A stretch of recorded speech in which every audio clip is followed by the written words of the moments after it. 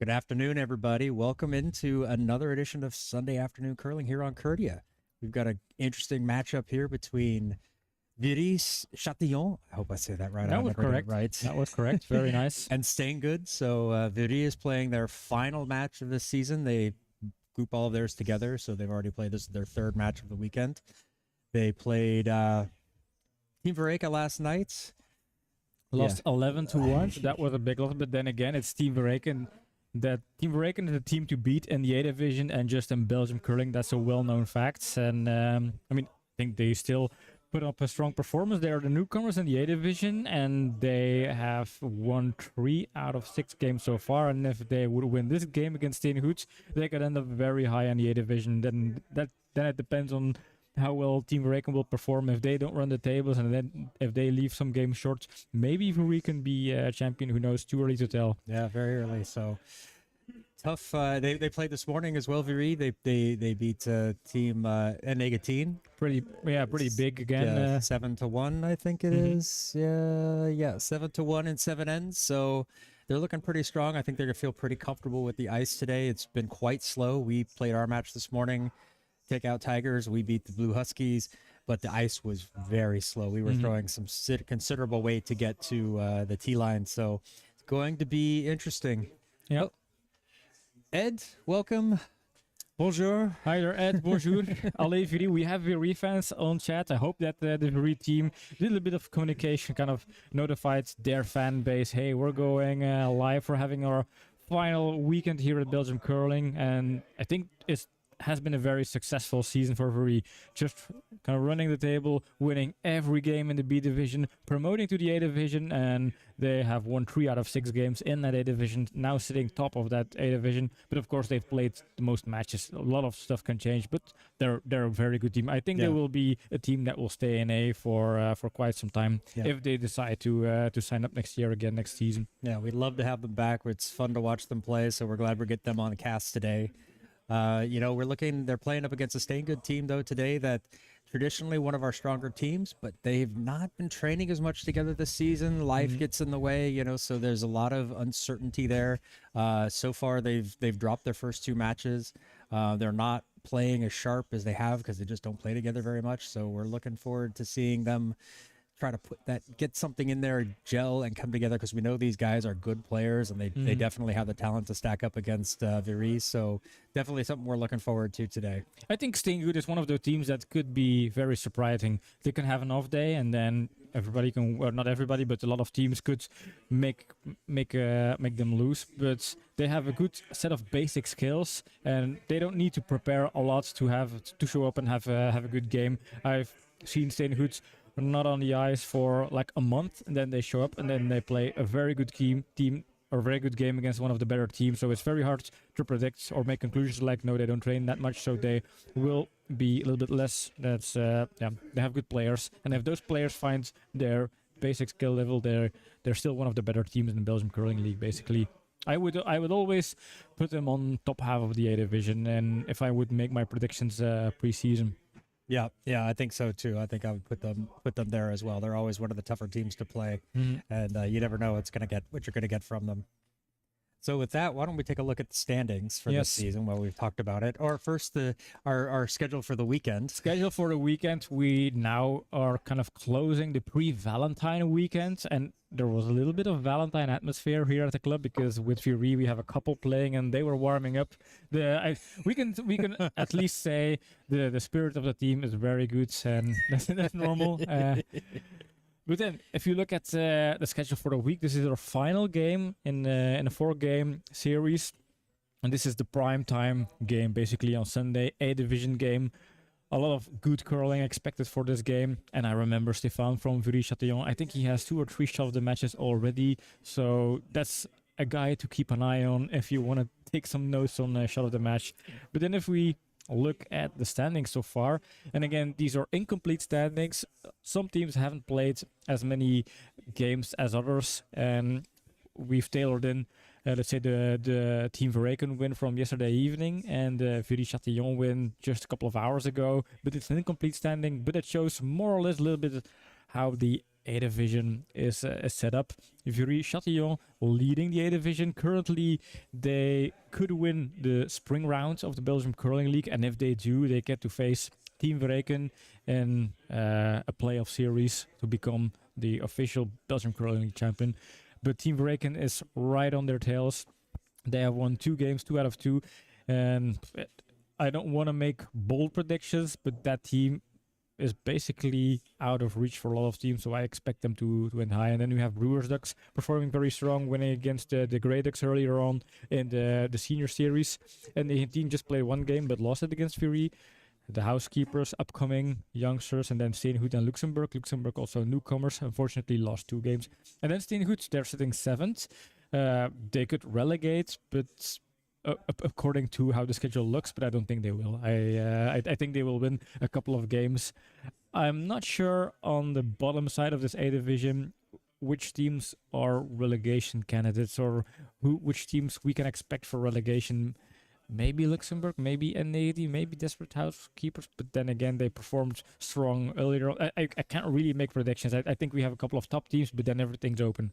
Yeah, this is a tough division to pick. It's like all the teams are generally pretty well even. Luxembourg, it depends on which lineup they bring. They've got so many different players on there just because of the travel and everything, that sometimes they bring you never know who's going to show up, and do they play enough often together to gel. So that's always going to be kind of a toss up in the air. And as far as everybody else, you never know. It's like, most of those teams, we've played against them and we know they deserve to stay up and they deserve to be A division teams. They have that talent, but 2 have to go down. It is the way of the standings. So You never know. It's kind of a crapshoot out there.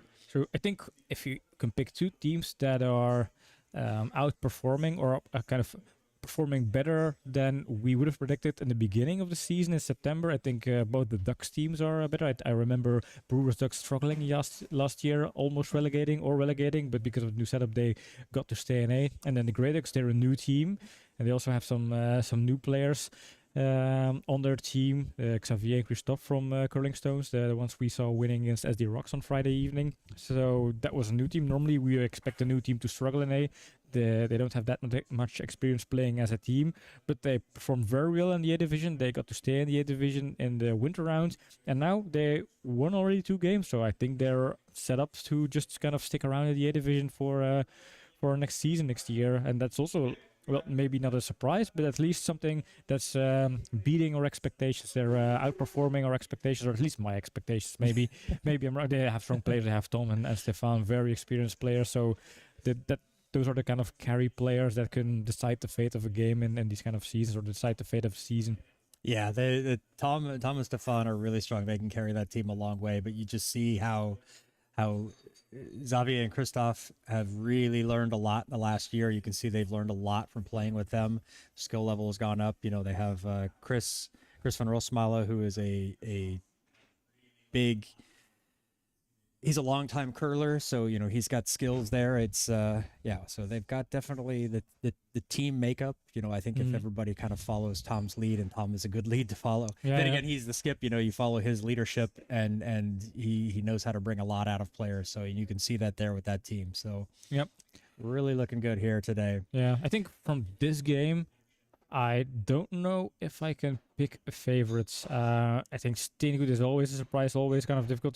Steengoed is one of those teams where you have to just wait and see how they start the game, perform in their first end, and that will kind of set the stage for how they will perform throughout the game.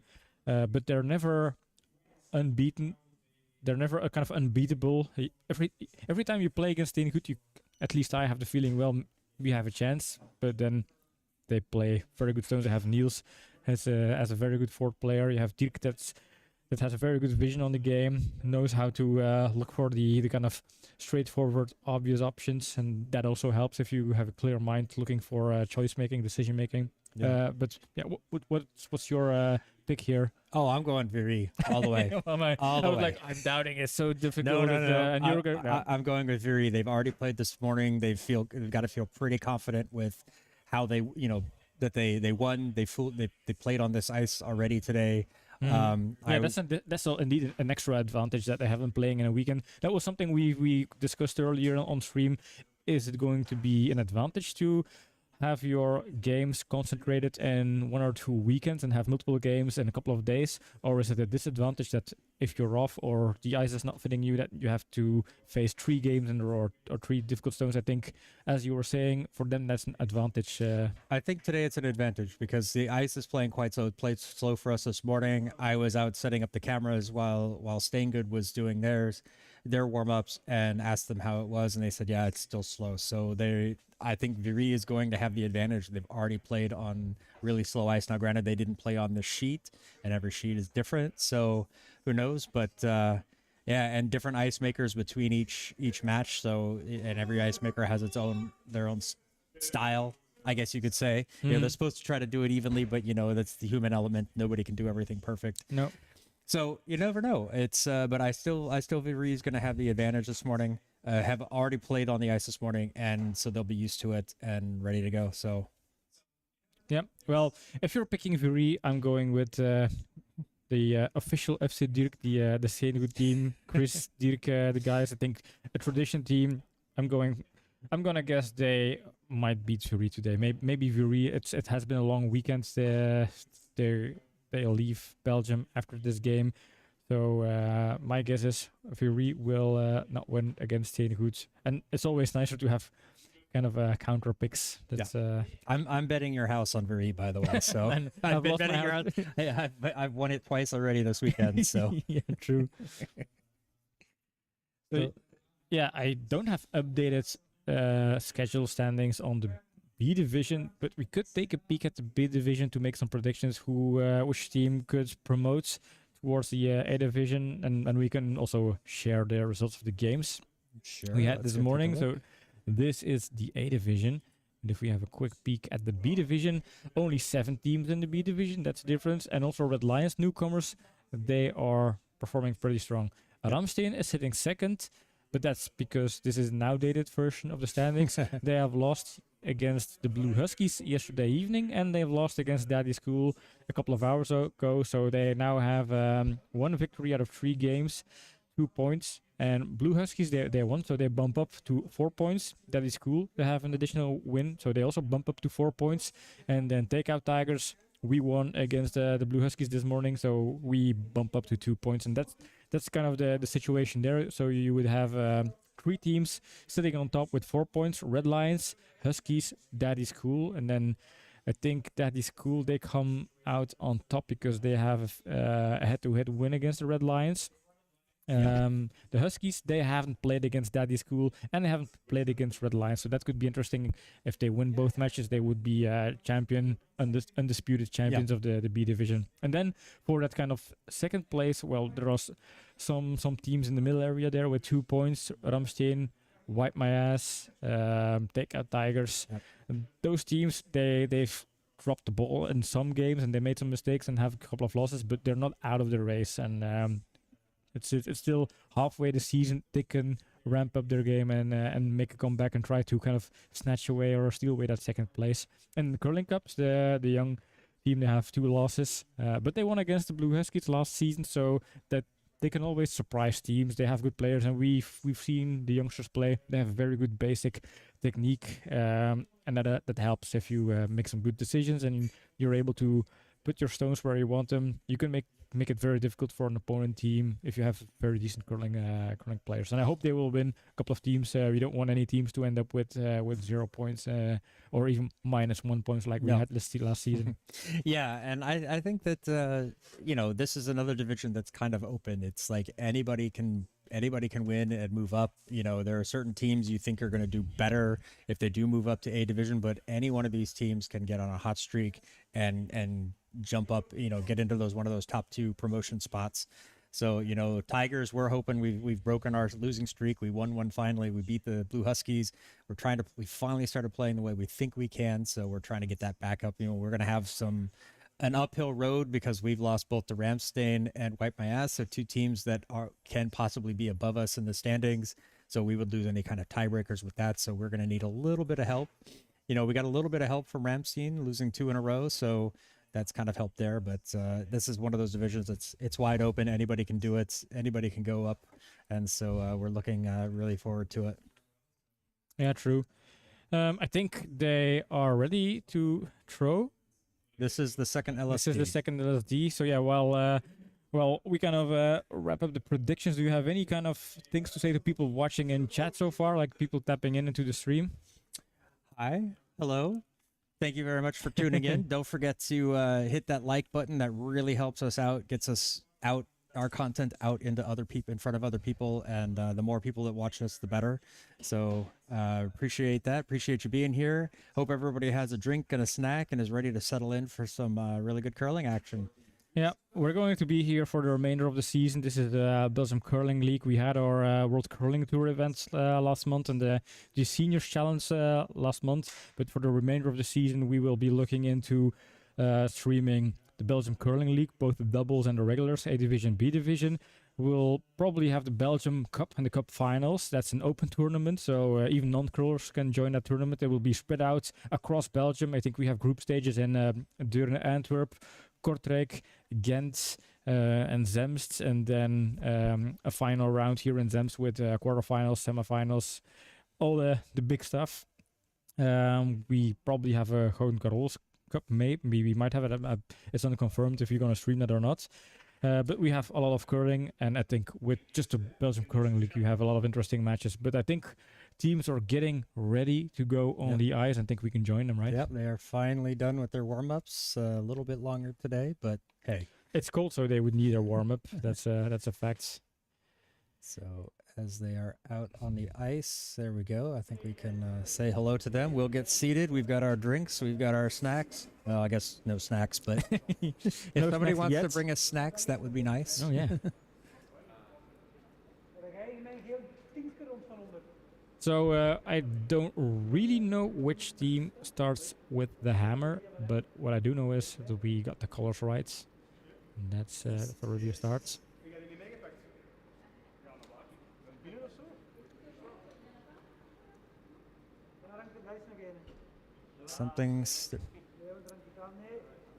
Something's wrong. I don't know, they're discussing. We can't really overhear the discussion.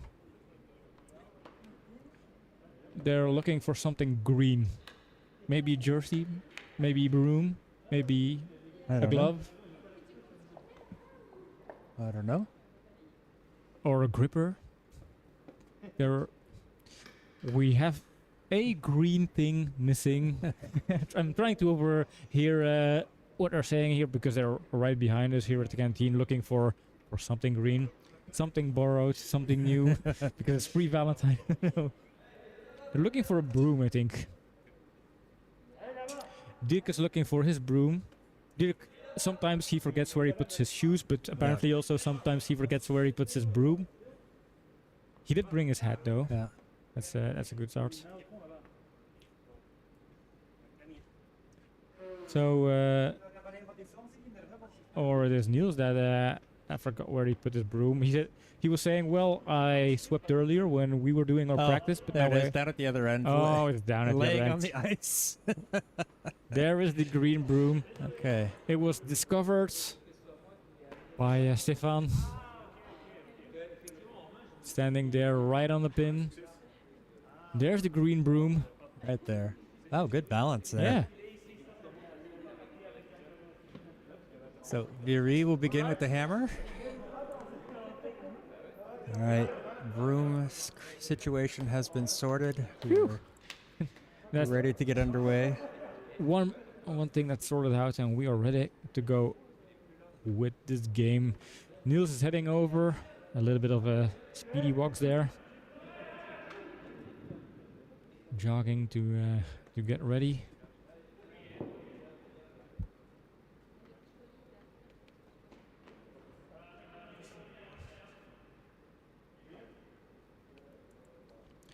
We are on our way. First stone of the game. Lead player Dirk putting it just, I think, in front of the house, maybe biting the blue there on the center line. This one looks a bit light. They're going to have to sweep this one down to get it deep as possible. Oh, wow, this one just kept carrying, but it is going to slide just off the center line.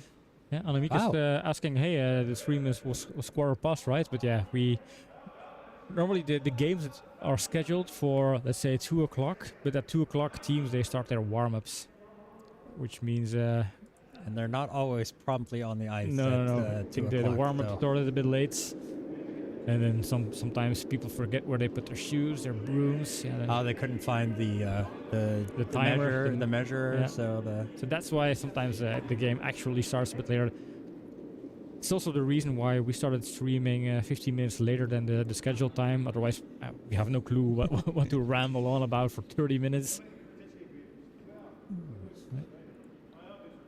First stone from Celine goes through the house. Now it's going to give an opportunity for Dirk to Dirk. I come like how around. you pronounce Trying it. to get it. I'm trying to get it. A really dirty Dirk. That's how Americans would butcher every European language.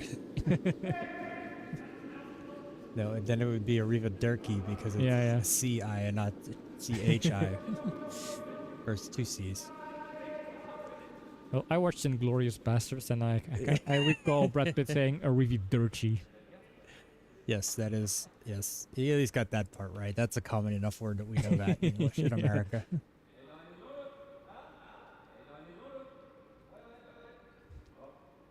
Buongiorno. Yeah.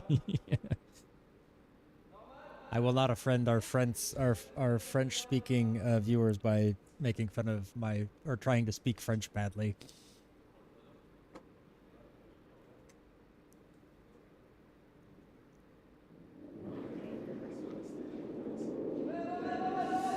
Immediately calls for the sweep. This one seems to be holding okay. It's going to get around that guard.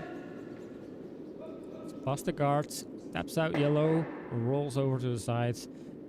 And I think it sticks in the house. It does. Biting in the house. Very nice stone there. I think that ends up in a good position for them. It's far enough outside that it's Steengoed's not really going to do anything with it, so... You still have beer left? Oh, man. Yeah.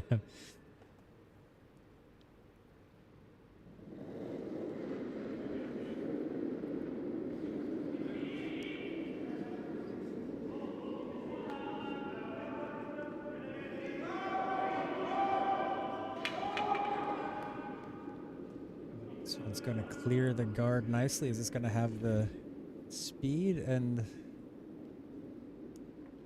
speed is good, but stays a little bit outside.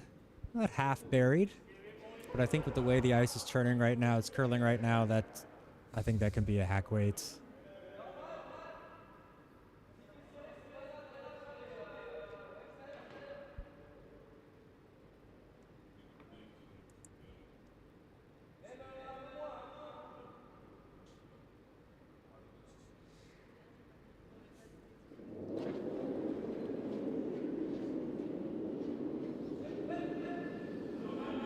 Looks a little bit inside. Is that going to get around that guard?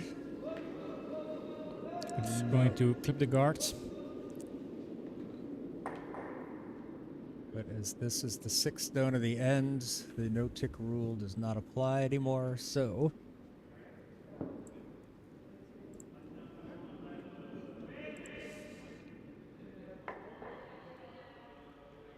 Not a terrible result for Viry there. I'll get that out eventually.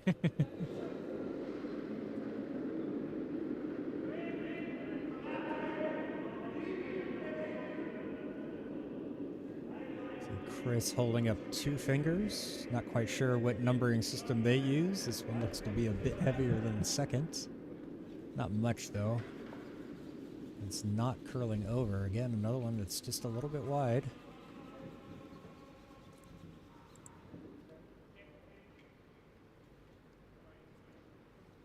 Good weight on it, just needed another stone of Karl. Yeah, they're figuring out the fact that the ice is slow.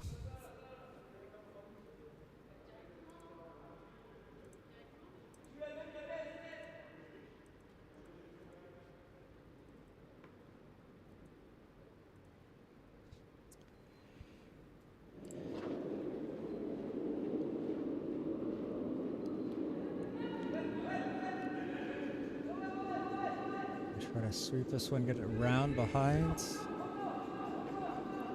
Encore. Gets Keep past the going guard. Past the guard. Nicely Ooh, done. Nice. Ooh, just Need a little bit of roll there, but we won't good be stone there, yeah. too harsh. If this was the World Curling Tour, I would have completely burned and you know, it didn't add a roll. But Are you kidding? That's terrible. It's the worst thing I've ever seen. I can't believe this. I'm so offended. No. It's still a good stone. yeah.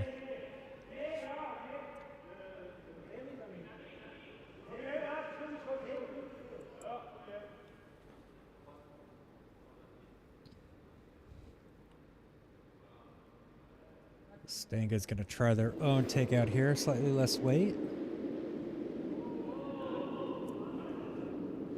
Looks a bit outside. They're hoping that's going to curl, but I don't think it's going to. There it starts to go, though.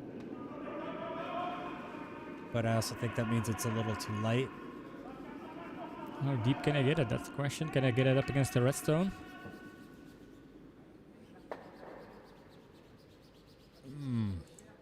That is close. I still think Viry is lying shots. Yeah, I think Viry is shot here.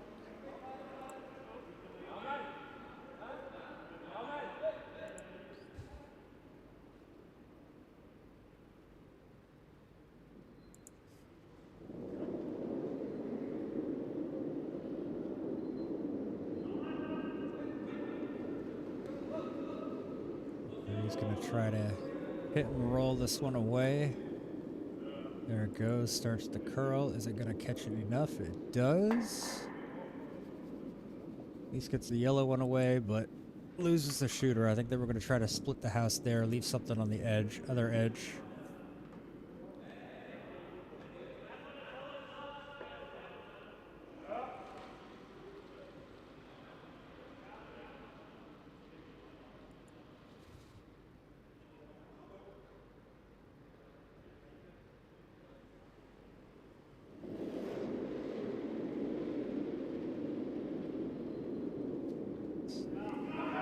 This one feels a little bit inside. If that starts to go, can jam over on that yellow, so they're going to have to hold this one hard. I think they're going to get that around nicely, but it's also quite light.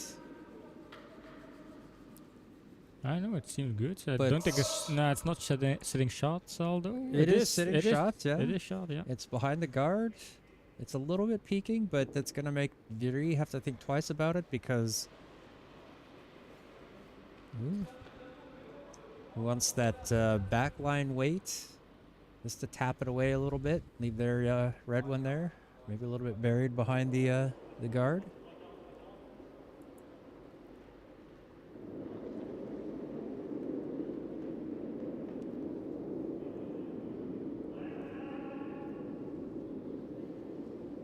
This one does not appear to be curling over like the other stones. A little bit heavier. I'm going to try to sweep this one to make sure it avoids the red. Yeah. Yep. It's a little bit heavier than they would have liked. Maybe a touch outside as well.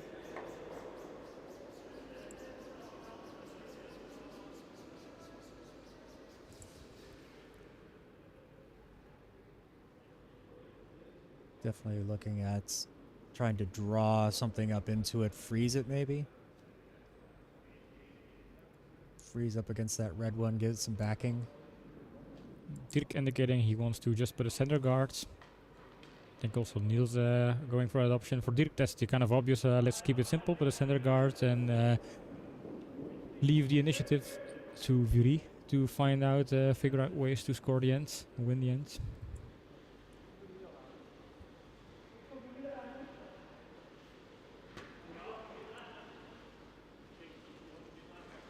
Yeah, stone on the middle line would be a good stone. Remember, they are looking to steal here. You want to avoid Viry to score more than 1 point, and if possible, take the steal.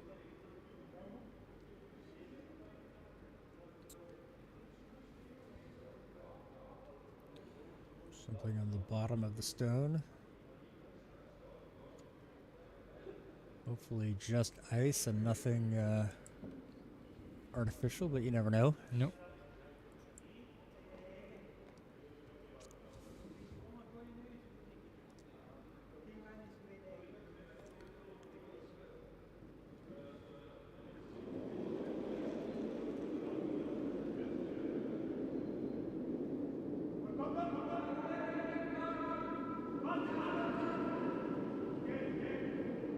Needs to curl over. There it goes, but it's, I think, a little bit higher than they would have liked. They wanted this one down. Well, it's on the center line, so I think that's why they are satisfied with the stone. Yeah. I think the line with those kind of cards, the line is more important than whether it's a 2 or 3 or kind of how deep it is, as long as it's not too deep.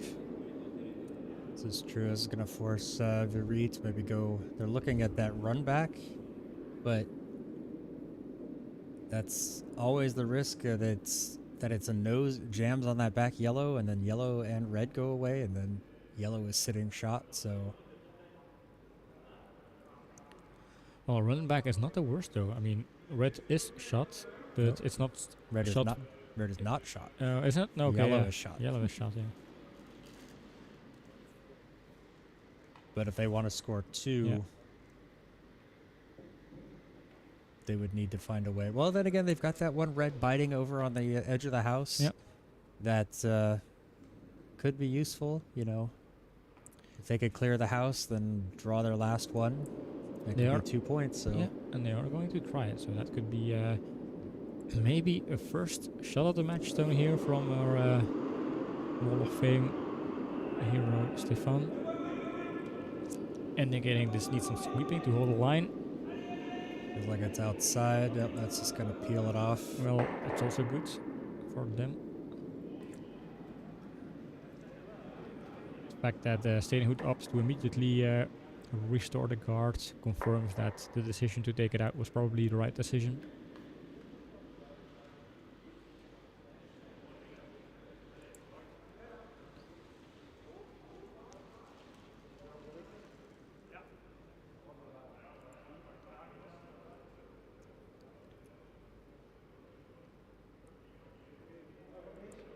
Yeah, it's funny. Dirk is not the skip. He's also not the vice skip. He says, well, I'm just the guy that will always give my opinion about the shot. But he's definitely one of the more knowledgeable players in tactics here in Belgium. And so part of me is a little surprising that he is not a skip of a team. Yeah.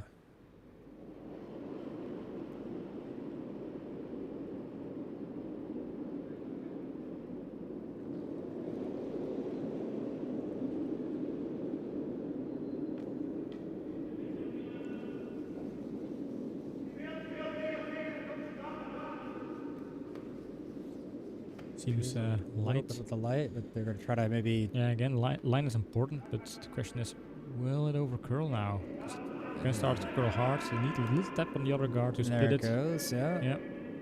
Not a bad result there. It's going to take away that run back and pretty much force Viry to draw for 1.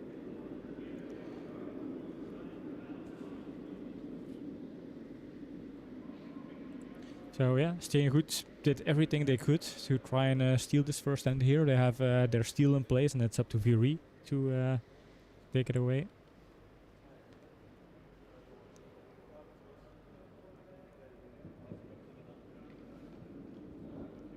Yeah, I think the only thing you can do is draw here. I don't think there's any way they could really get... A force of 1. This is a good result. You have your steal, and then it's up to Viry to make a very good draw. If they make it, they can only score a point with a difficult stone, and if they don't, you can steal. So that's a very comfortable position for Steengoed. This feels a little on the heavy side. Yeah, also on the white side. I think with the right speed, that would have been okay, but yeah, a little heavy. It's just going to stay outside, and so a steal of 1 for Steengoed. Good opening for them. Just playing like, keep it simple. Put some guards up. Don't try to get too greedy. Simple is not often the worst choice.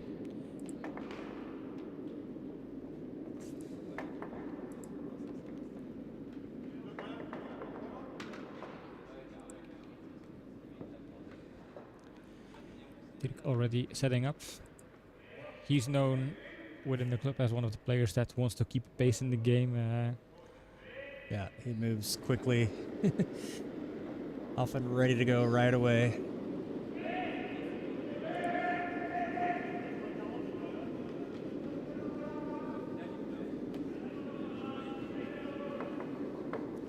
Ooh, this one coming up quite light.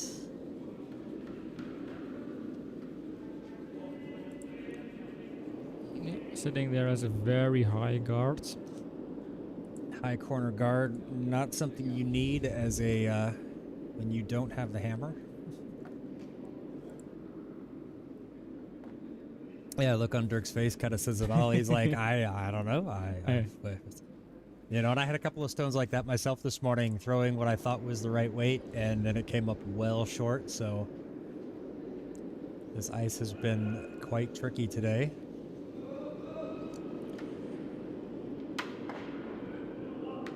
The ice is unforgiving for a slightly mistake there.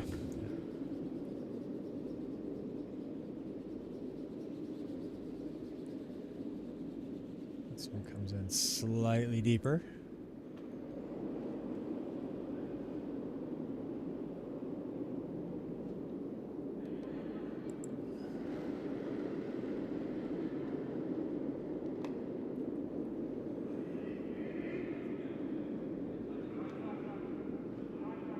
This one's a little bit heavier, but still also outside, so this is going to tap onto the yellow. Yep. Rolls over a bit, covers up that middle line a little bit more. 2 misses in a row there for Dirk. He's also trying to figure out, I don't know what's wrong. Yeah, there's definitely something is, he's, you know, just not making his adjustment to the ice. Maybe it'll come.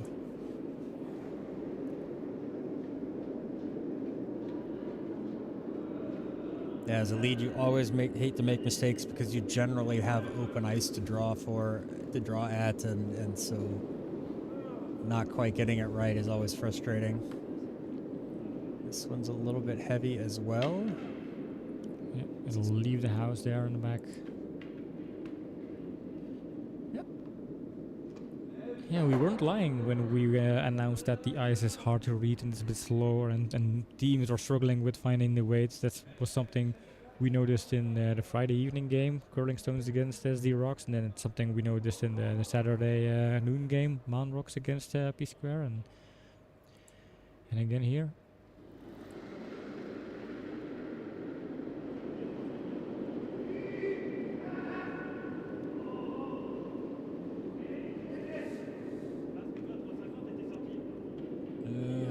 Kept going up with the numbers. This one's a little bit heavy. Is it going to stop or is it going to carry through? I think this one is going to carry through. A little bit help from Stefan to make sure it gets out the back.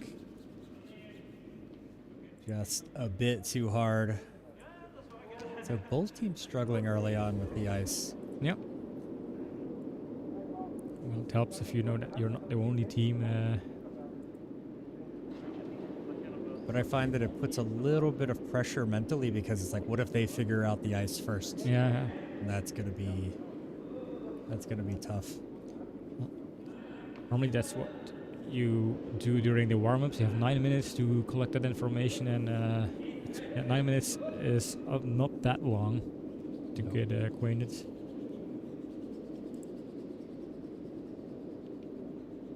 Nicely, right in front of the tee line, a little bit exposed. See That's if slightly exposed, yeah. Steengoed does something with this. Yeah, looks like they're going to try to draw in on top of it.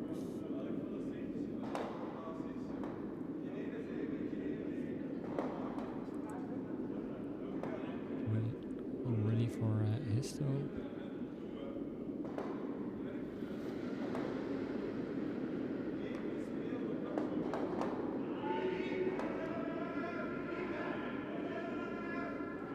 Line looks good. There's enough room to pass the guard there. It's a little heavy, so it's staying outside. Doesn't curve that much. Nope. This is going to give a slight tap to their red. Yeah, so the red one is even better now.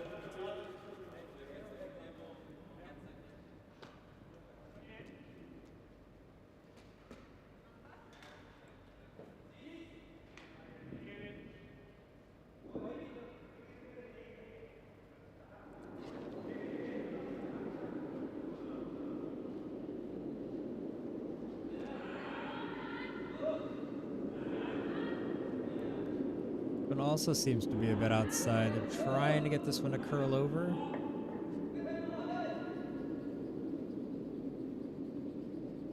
Starting to move a little bit, but not that much. Takes away sort of a draw in on top of that button stone from that side, but I believe that they could come from the other way. Yep, Nils is coming and pointing that out. Just going to push that, come from the inside.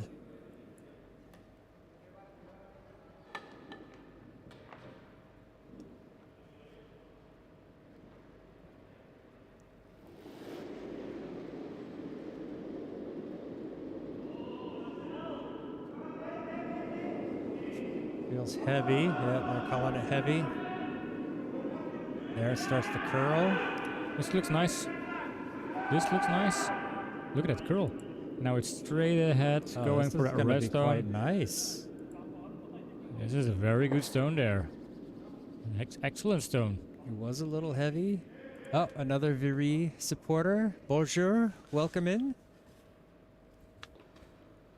Got a good tight matchup going on so far. Staying good with the steal of 1. Yeah, I wonder how big the Viry current club is, like in terms of members. I know they have a Viry Cup, upcoming Viry Cup somewhere in a couple, and in the coming I think, weeks from months. I don't really know the exact date. It's gonna just split this one off. Drops the shooter. Is that gonna catch that one over there? It does. So nice double takeout there. The long double.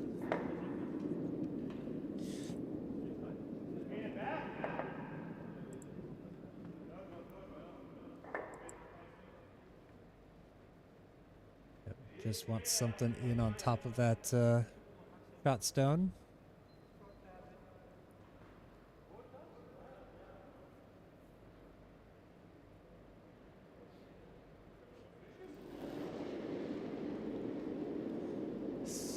Lighting was inside, but correction on back to the outside. Is it too much corrected? Nope, there it goes. Starts to curl. But saying it might be a little hard. It looks like it's going to over curl here. Maybe try to get the little tap back over. No, actually. Now that sets up a double. I think they maybe wanted to leave that one alone so it didn't tap as hard. But it's always hard to say if the sweeping pushes it that much or not.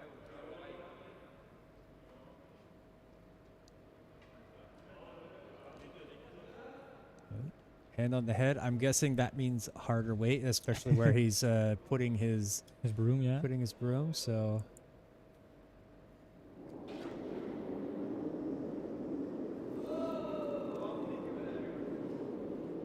maybe a bit outside. Yep, it's gonna catch on the outside part of that yellow. So that's not a double. At least it takes out one stone, but they were going for the double though.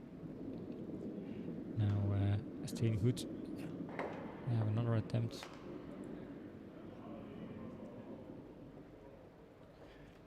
Put something in the house there. Yeah, I think they just want to replace it.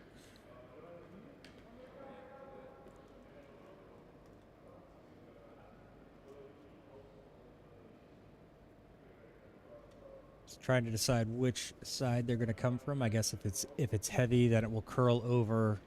It could potentially curl over behind that red guard on the left there, so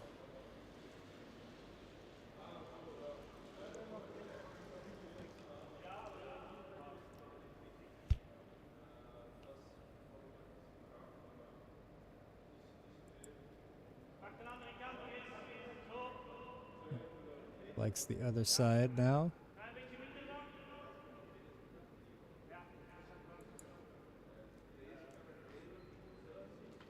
last moment adjustment to the positioning and ice that they want to take. So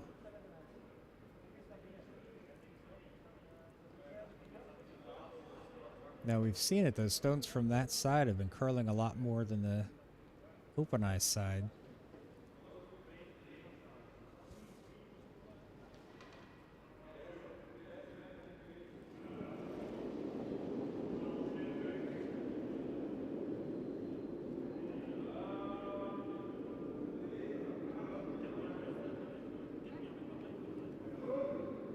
So once it starts to curl over,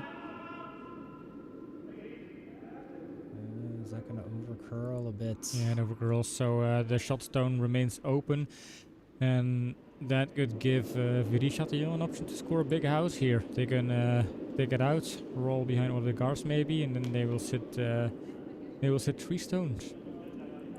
So that's a dangerous position Steengoed is in by missing this guard here. Yeah, that's going to open things up a little bit for them. Now Viry needs to make sure that they get this over a little bit off the nose.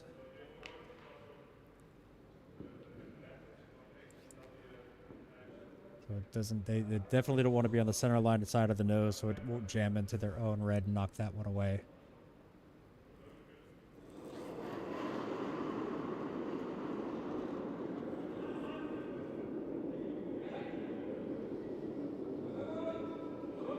Starting to go. This looks good. Oh, that's going to be real good for well, it's a bit open, but still, yellow's gone. Now the question is, what do they do? Just put something there behind the guard, make it protected, and leave the scoring area as narrow as possible. Make it hard for Viry to score here. And the most important thing is that it's behind the guard. It's not open. As soon as it's open, it's a sitting duck and leaves an opportunity for Viry to score 4 points, and that's obviously something they want to avoid at all cost here. Yep. Definitely going to try freeze up against that red one would be ideal. Force them to try to draw for one, potentially steal one themselves.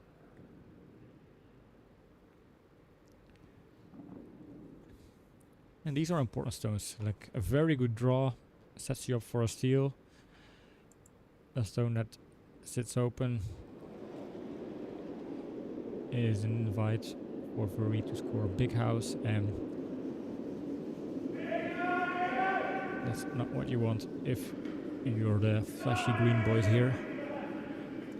Doesn't going to get in the house, it's too light. Yeah, that's way too light. And well, maybe if they can sweep this down, yeah, maybe that it's can get still too inside light. one. It's still too light. Oh. So yeah, that's a very open draw here. A big house for Viry to score 4 points, and I don't think Stefan is going to. He doesn't miss these very often now. This could be painful. No. Well, Viry lies at least 3. Now I don't think Dirk likes the situation right now. No. He can still smile, but I think they're already seeing like a possibility for Viry to score big, and I think Niels knows. Knows. Yeah.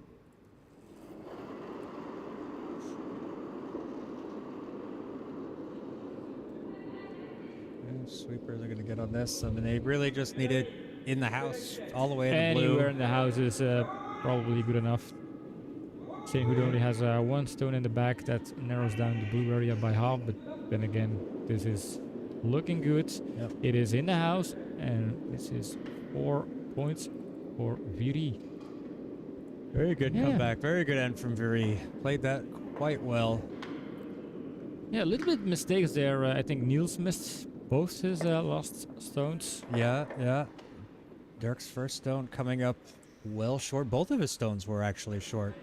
Or not what they wanted for sure. So, yeah, definitely a little bit of a struggle bus there for... So you steal your first in, but then you give up 4 points. In the next, yeah. Not the way you want to start.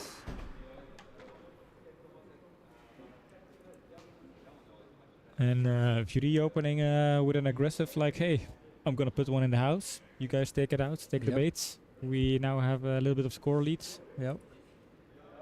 So here we have with Celine leading us off here on the third end. Viry-Chatillon 4, Steengoed 1.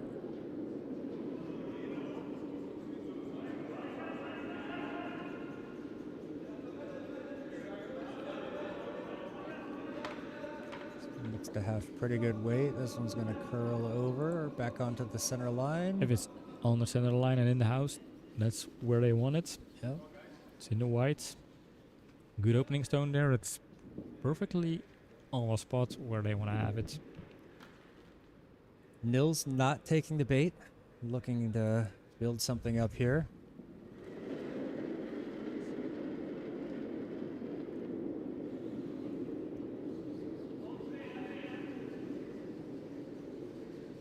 So just trying to make sure this gets down there.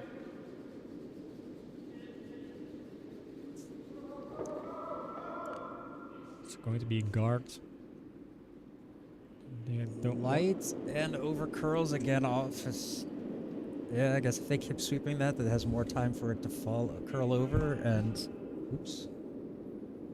I missed. Did I knock myself out? No, okay, No, there I I am. can still hear you. Accidentally stepped on the microphone cord. Maybe cordless headsets would have been... Yeah, cordless headsets or legless broadcasters.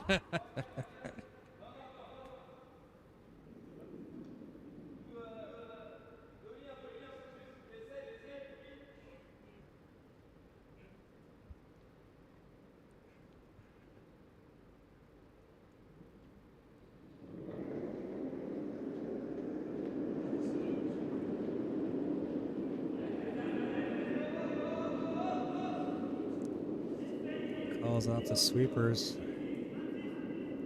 This is going to curl over. A little bit outside. Might pick it behind this redstone and sit nicely. Just taps. Well, pushes that initial red over behind that guard a little bit more, but yeah, that does leave the shooter open there. Mm-hmm.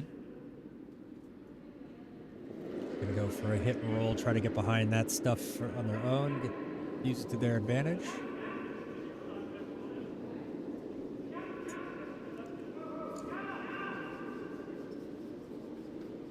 This looks good.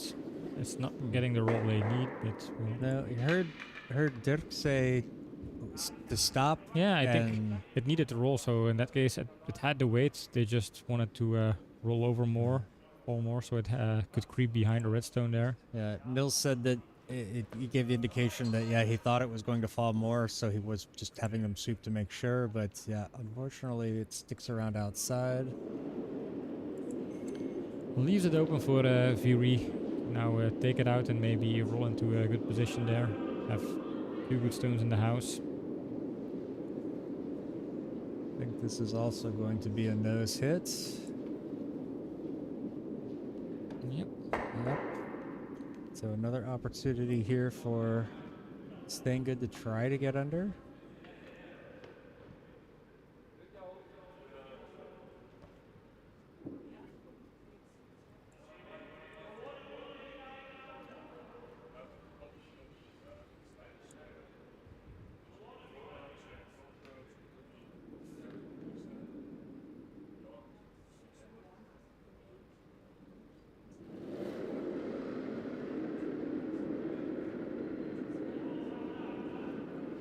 Outside. This is not going to curl over. Will it take out red though? Nope. Maybe. I was baiting John. Hashtag John's wrong. Ah, yeah. jeez. But nope. That was. I thought You it were was too just confident on the nope there. I thought it was just gonna get by or clip it. Maybe that it just kind of pushed it over, but it wouldn't get out of the house. I mean, I knew it had the weight, but I didn't think it was gonna catch enough of it to get it to move. Yeah, I got you there. I was framed. Yeah.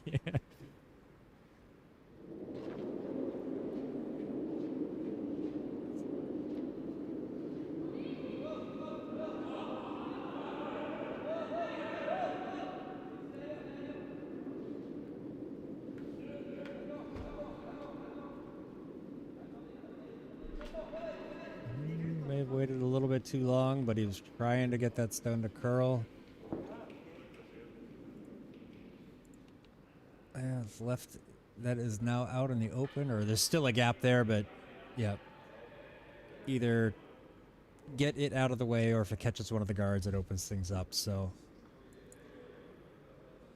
multiple options here for Wim.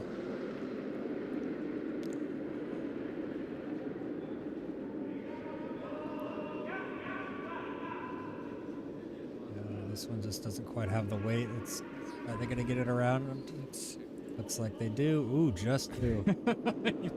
Here. Well, it was a very nice stone. It was a very nice stone here.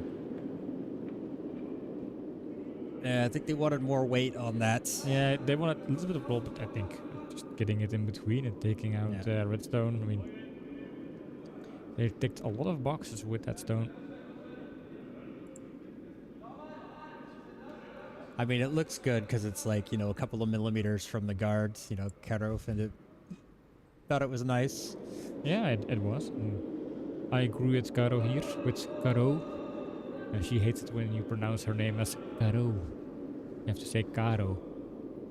Caro? R-O? Caro, yeah. I can find lots of ways to butcher people's names. Opened up the box of Pandora there.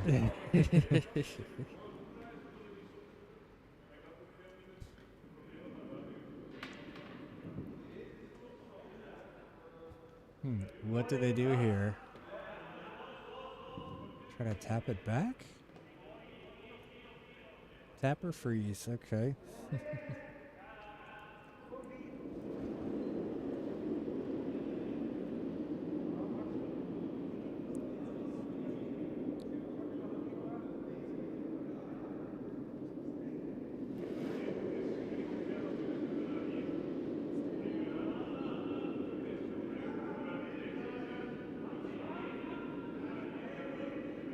Oh, a little panic mode there.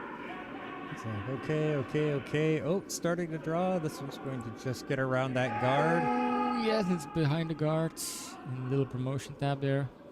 But yeah, not bad. I like it. Another one just, millimeter perfect. Curled over a little bit more than they would have liked, because they would have liked to have a nose hit to guard things up, but Viry just going to try to run these guards back, split things open. Yep. If they can catch that stone in the house, then that's great, but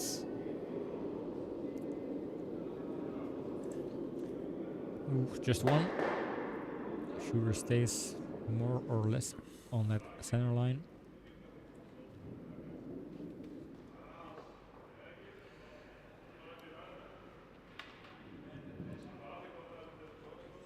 yeah, I think they're just going to want to put another guard up there.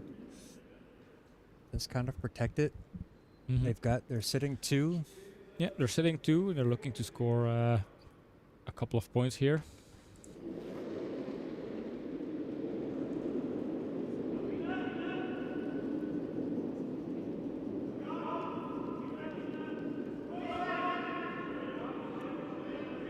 So it's going to curl over nicely.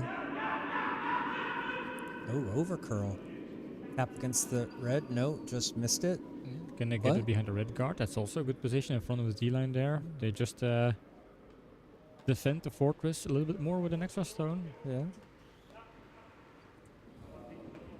I was just about to make a comment that wall side isn't curling nearly as much, and then just before I did, it started to drop. So the universe knows what John's thinking and then adapts. yeah.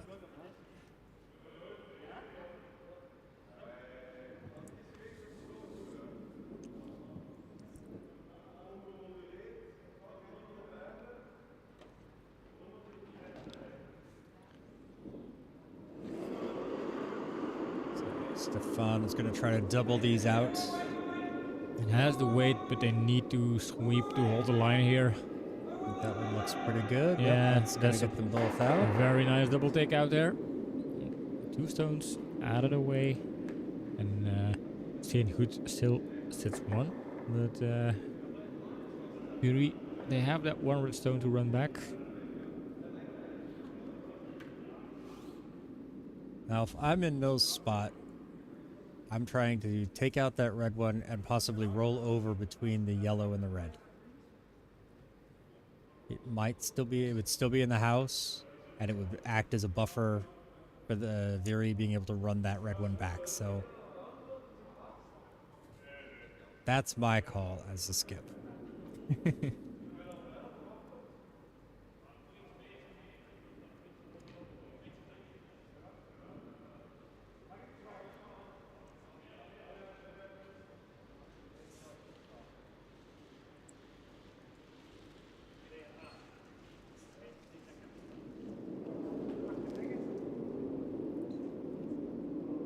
Dirk just wants to draw. And then Niels and Chris decided to go for a takeout.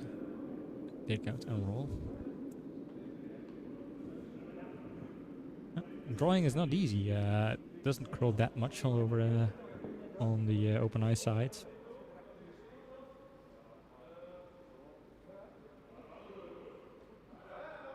They're not reconsidering. I don't think so. No. They're sticking with the first plan.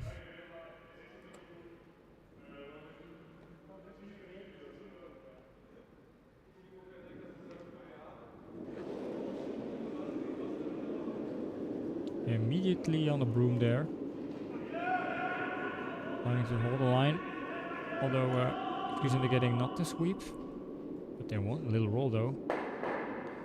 It's not in the house. I think they wanted the nose hit there to kind of get it to guard the center.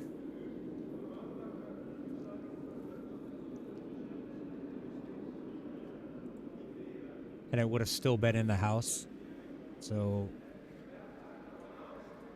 now I think Viry's going to try to draw in behind Steengoed's shots and try to force them to one.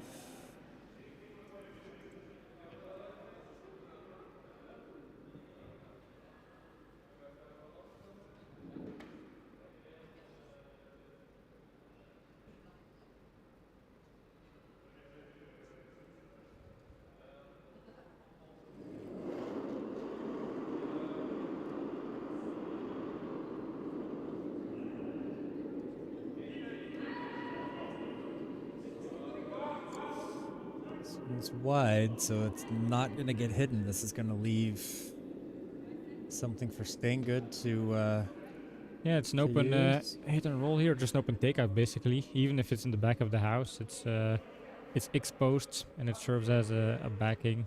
So basically crying, please hit me one more time.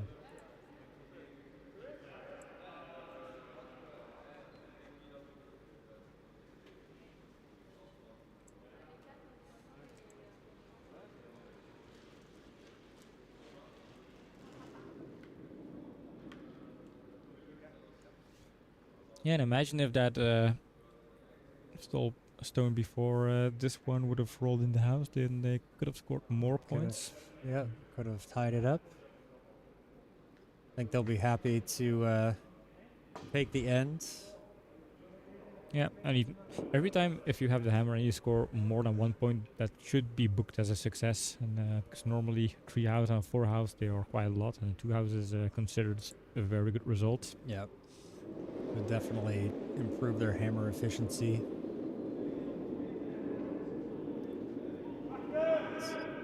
Is this too wide? Looks wide, yeah. Looks wide. No. Oh, and if they miss, they have to clip it. Luckily they do, but get it deep enough. Oh yeah, it's deep enough, and that's 1 yellow. But just imagine if that would have stayed wide and they would have lost this end by just missing an open takeout. Yeah, they're already going to be a bit upset by leaving that one out there. You know, it's because they need the points. Just 1 point out of this end is not good enough if you have a pretty straightforward opportunity to score 2. Nope. You know, good result for Viry. Give 1. Take 2, so they're going to have the hammer and a 2-point advantage going into the 4th.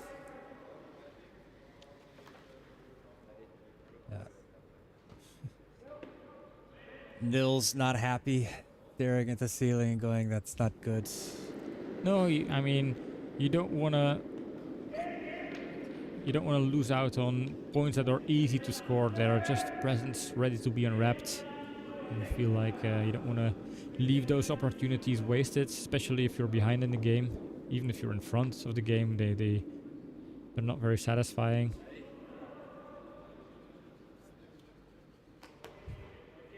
Alright.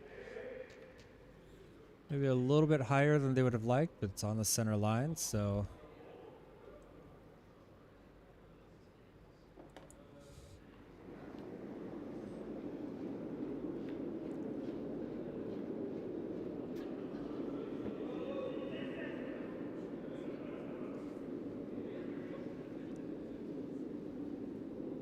This is,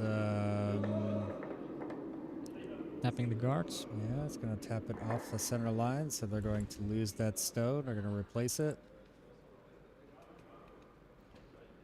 I guess Celine was a little bit wide on her throw. They were trying to come with a corner guard, but maybe she was a little bit too far to the outside, and it just caught that. It just caught that guard. So now Steengoed gonna try to make the most of this opportunity, get something in behind that guard. This one appears to be outside, and this side doesn't curl as much as the other, so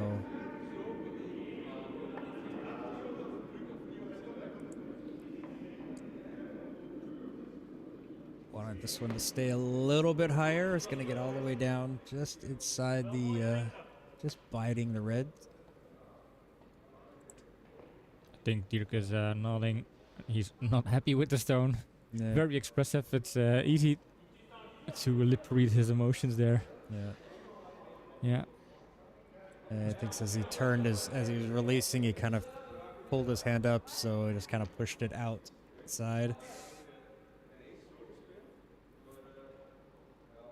Viry just going to try to hit and roll, get this yellow one away, and leave their shooter underneath that guard.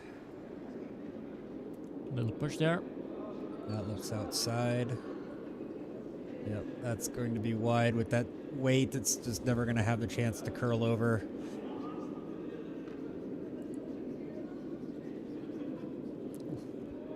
Closer than I thought. Honestly, I thought that was going to be good half stone wide, but it curled over a little bit. But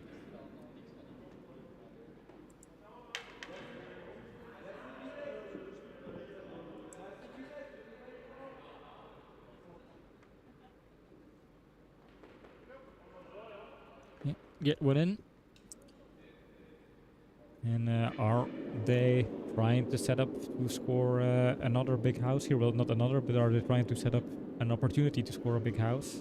Obviously, they are trying, but I think so. Yeah, this is you know, when you're trying to steal, you have to take the advantage to set up a big house. So get it in your favor. Get some stones that are difficult to move. you have to get it past the guard. That one doesn't get past the guard. No. They're trying to sweep it in, and it's just in front of the house. No.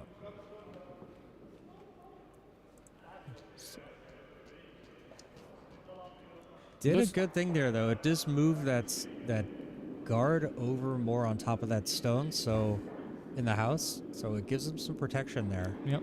That's why Viry is just gonna take this one away, just peel it off. If they can run it straight back, then I think it'll be good, but this one appears to be a bit on the inner side, so this is just going to... Nope, what do I know?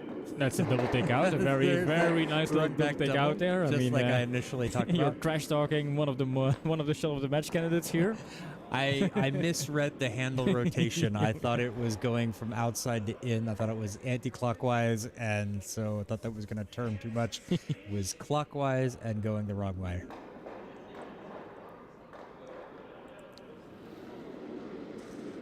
Very nice double stone, double take out there from Viry, from Laurel.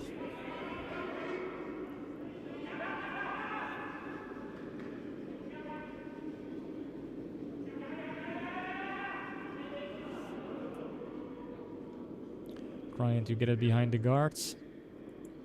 And it is guarded and a bit in the back of the red. That's not the worst since it's guarded. Yeah. We see Stefan just say, okay, let's put something right over on top of it. Yeah. Use that little bit of space.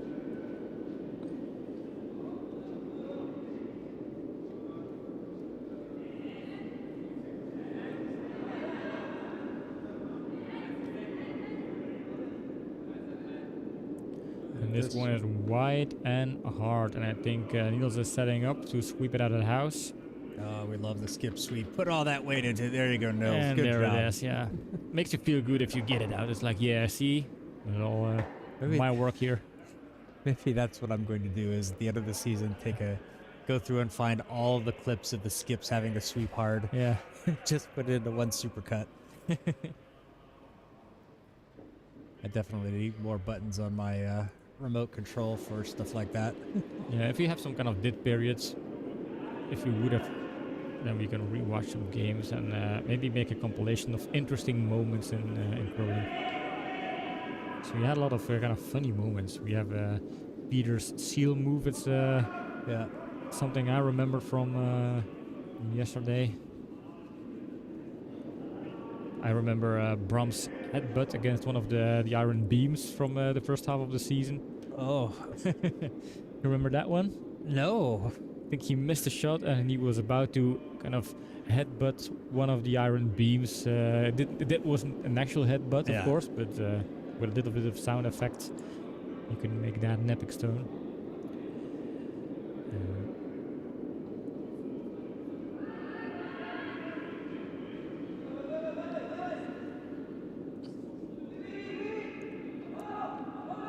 Calling for this to sweep just to get it around that guard. That's going to be nicely around that guard. Yeah, now get it as deep as possible. Try to get close to the Yellowstone. Oh, Peter's just watching. a little bit short. Yeah. Peter's watching and he said that's that move. That's how we sealed the deal yesterday. And when I was making that put on stream, you were burning me for making a bad joke. I was just about to say ban Peter for making that joke in our I think chat. it's a good joke. I am all in favor of that kind of jokes. And I also know Timo appreciates jokes. I don't mind the bad jokes, but I do have to call them out. You know, Yeah, that's you have to part of call the them out. humor as well. So Hey, I have to train myself. I mean, since now I'm a young dad, I have to make these dad jokes. I'm new to the game there. it should be automatic. It's like Yeah, I felt it's kind of.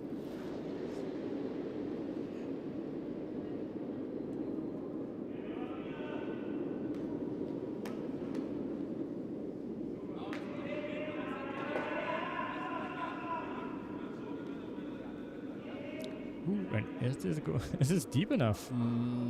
It's barely crossing the hog line. That needed to be in the house. Yeah, it still leaves things open though. I mean, the path that they were trying to close is open, so I don't consider this as a successful guard. No. I don't believe so either. I don't think they will.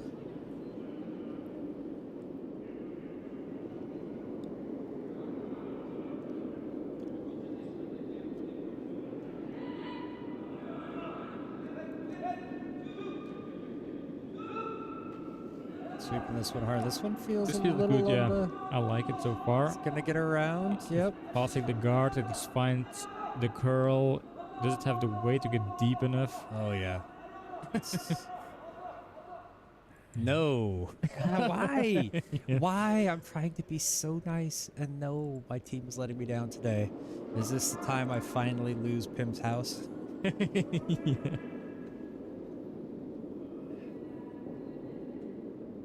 I don't think so. I think it's too early to give up. Viry's got the lead. Forcing Steengoed to one isn't the worst here. I don't know, it'd be a steal of one for Steengoed.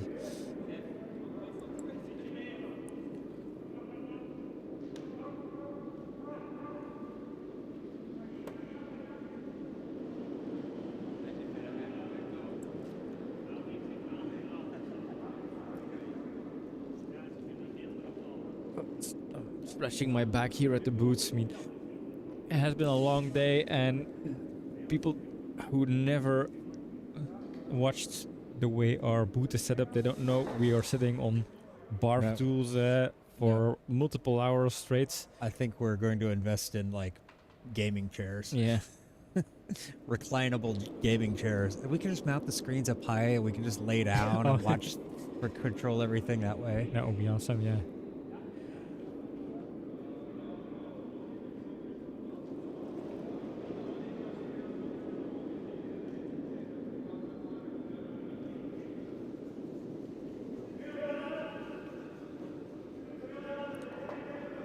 Now, at least we have the screen in our bags to be a little bit sealed off from the rest of the booth. And that we're not on camera, so we don't have to hold our posture. Yeah. Another stone that's It's over curls again. So it's too light. I honestly think they should be trying to bring these into the house and just breeze up against that red to kind of. I mean, I guess they don't want to take the risk of tapping the red in further.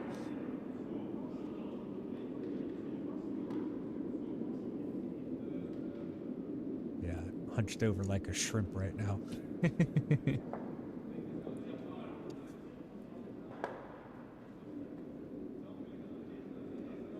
yeah, we were making jokes about Matt's hat yesterday, and I think Niels and Dirk are watching the stream, and they made, you know what, we can do better. We can have way better hats. Yeah. Well, Dirk's is definitely up higher. Yeah. And Nils is down lower. Nils has got hers pulled down quite aggressively.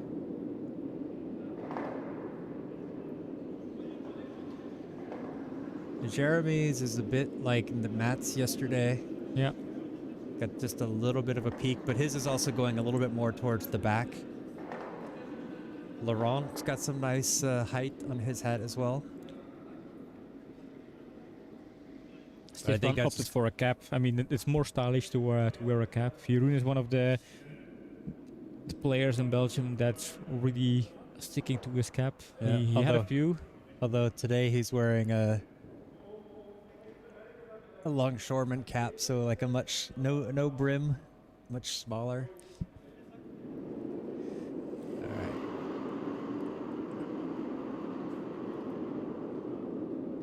I think they're gonna try to tap this red one back to tap one of the other reds back. It's gonna get around the guards, but is it gonna be a little bit too far outside? I think so. It'll hit the yellow one and then it'll roll in. Look at that! Look at that! Oh, that would have been a nice circus shot there. Yeah, Just comes up a little bit. I mean, that Yellowstone is still pretty annoying for Viry. And now with where... Now they need to look. They need to figure out... Now it's thinking time here. Yeah. For You've got the flashy green boys. You've got those three guards all up on the top, stacked over each other. And they need to kind of prevent Viry from being able to get to this red one and tapping it back. Basically, if you're Viry, you're just trying to figure out, can we get the yellow out and score big here? They have hammer, they have one more stone, and that will be the goal of that last stone, to get yellow out. I mean, they have to if they want to win the end, but if they get it out, they could score 4 points here, and that's something that would really put the game in a very, very comfortable position for Viry and a very uncomfortable position for Steengoed. So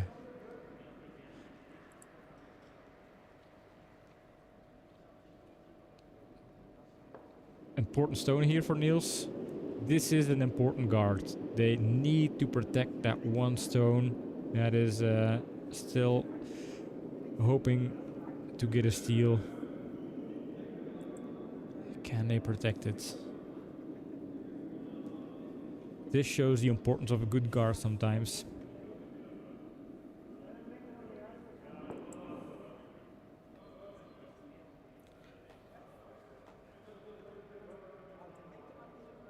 Stefan in the back hoping this guard fails because he sees an opportunity to score 4 here. He wants to take a bite out of that 4 house. Niels is not going to allow that. This feels a bit wide. Is it going to curl over for them? Is it going to curl enough? I think that's going to be a nice position. It looks like it is, yeah. Very And nice this stone is a there. very good guard. Excellent guards. It doesn't seem like a spectacular stone, but it's a very important stone. Does the job, yep. So now, Viry, I think their last opportunity here is to try to tap that outer edge of the red onto their other red, and hopefully it will squirt in far enough to go. Yeah, they're You can see looking for that's what ways. they're looking for that. They just need one of those stones to tap through a little bit better, deeper into the reds to score a point.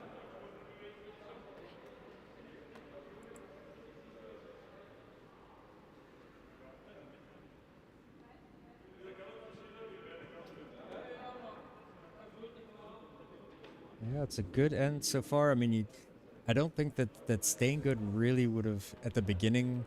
They didn't really like all of those stones up at the front. I felt like they were, they were short, they were off. But fortunately, a couple of light stones from Viry, just missing the scoring zone, kind of now brings those stones into play.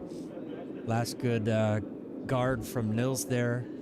So really forcing Viry to take kind of a circus shot here. You can see it that red is just a little bit exposed, so maybe a hack weight would be enough to get it around it and still put some tap on it. Immediate sweeping there. Has to get past the guards. It is past the guards. Heading straight for red stones there. And now there's a circus shot. And is red better? Is red better? I think it is. Red shot. I think red is shot. better. One red. And what a great shot there. Great shot from Stefan there, yep. Well-deserved high fives. Steengoed, they were actually hoping that one to steal the sender here. They had a very good option to steal the end, and they knew that was a very hard stone for Stefan to make. And unfortunately for them, Stefan is just an excellent player. Yeah. He's one of those carry players. He carries his team. Yeah, very, very good stone there. Excellent,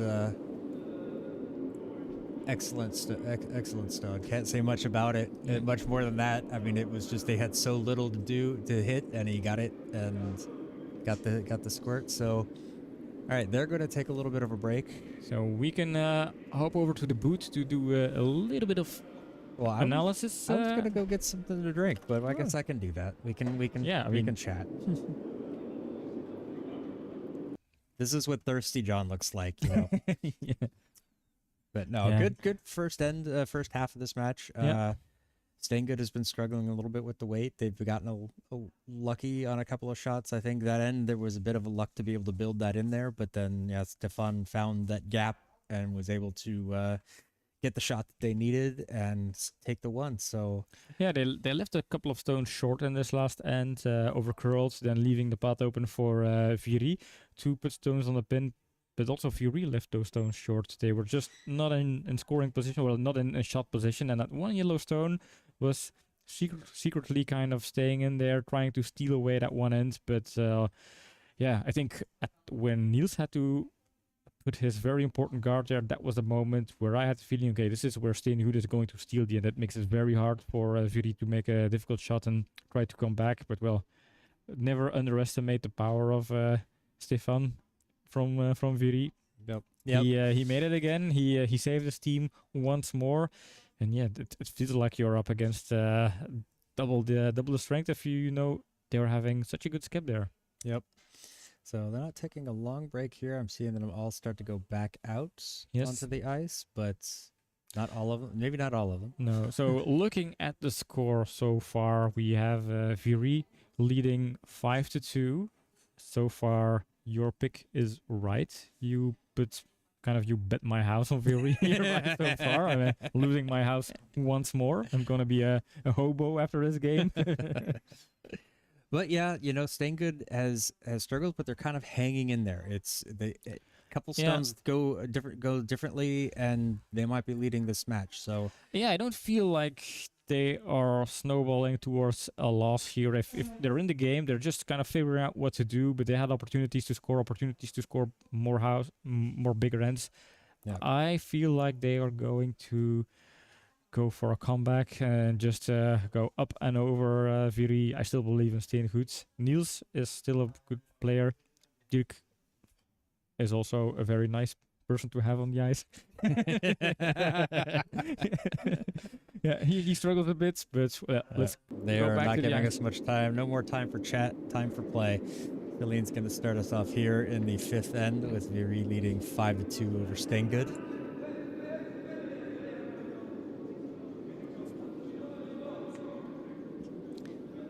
This one's going to come up a little bit light and over to the side. No, maybe not so light. Jeez, that just keeps going. That looks so light. That's actually going to come into the house. It is in the house, it's in the blue, and therefore Steengoed can take it out if they want. That's not their choice.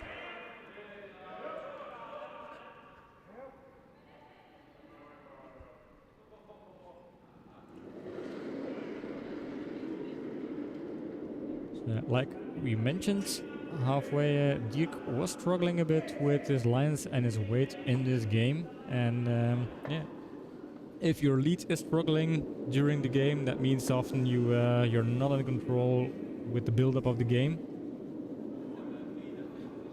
This seems fine. This is a good stone. Nice corner guard there. And Viry building the pressure there. Putting something behind that corner guard.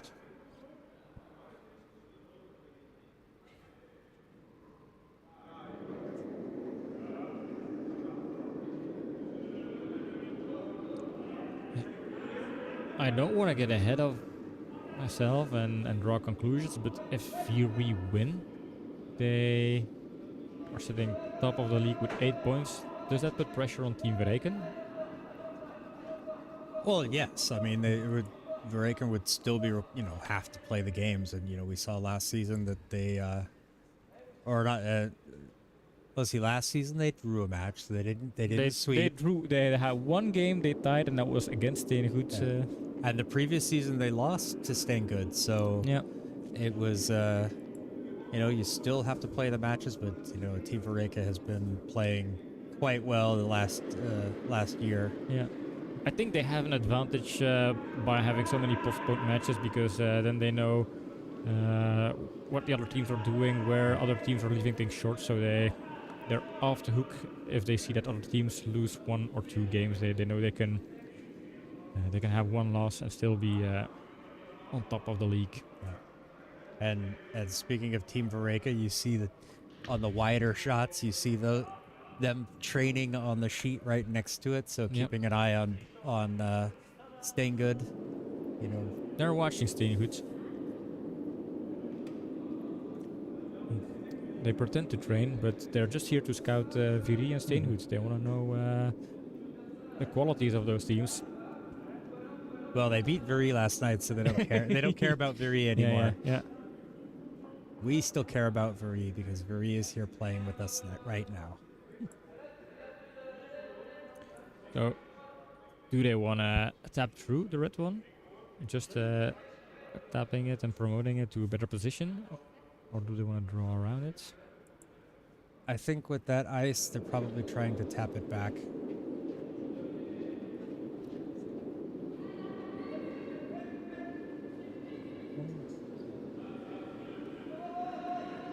There it starts to curl.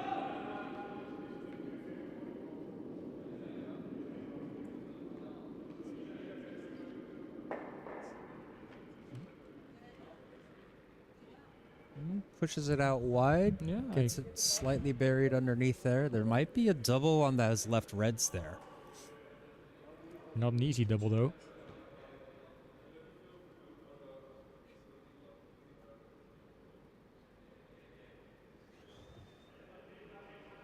I think that's what Nils is looking at. He's calling for something with a little bit of weight. Mm-hmm.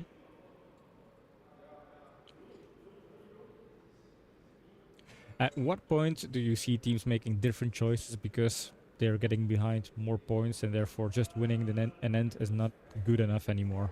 I think it's right about now. You've got that, you're halfway through, you've kind of seen the ice in both directions a couple of times. You feel how it's starting to change, what the other teams are starting to do.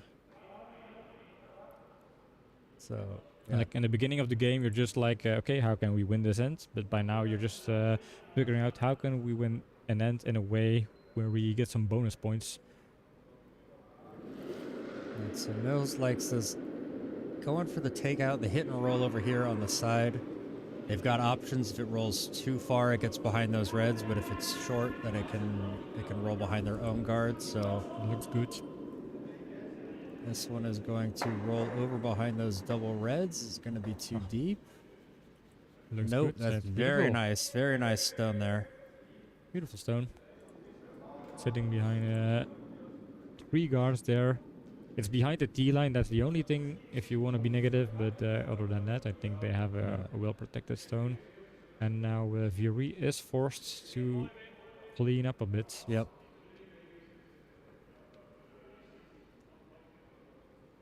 Yeah, about a medium weight. Tapping on the stomach, I think that's a medium weight. Is that something that's kind of a standardized move in curling? I've seen a lot of teams tapping their stomach to indicate the Whoa, weight. that one just jumped way off his hand out to the outside. This one's going to Ooh, miss look at that wide. fall. Yeah, that has a straight weird off his line hand. there. Straight away off his Yeah. hand, just kind of went out to the left. So must have been a little bit of a pull there, and just kind of it just kept going. So yeah, Laurent not happy with that stone. Gives it a opportunity here for Steengoed to try to build up a bigger end.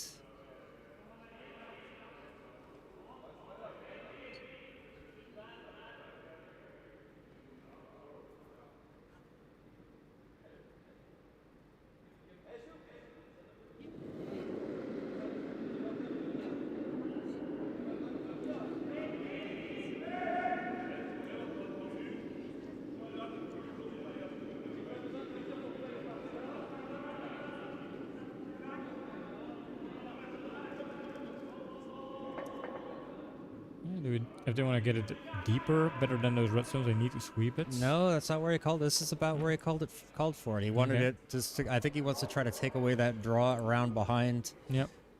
them. Then maybe if it's sitting there, then they can tap it through later.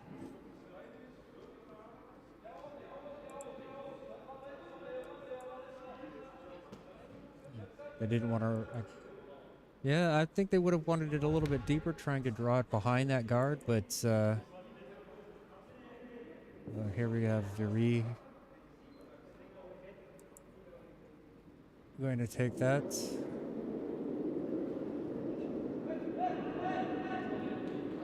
And giving a little bit of encouragement to Steph and Viry. This one's going to curl off.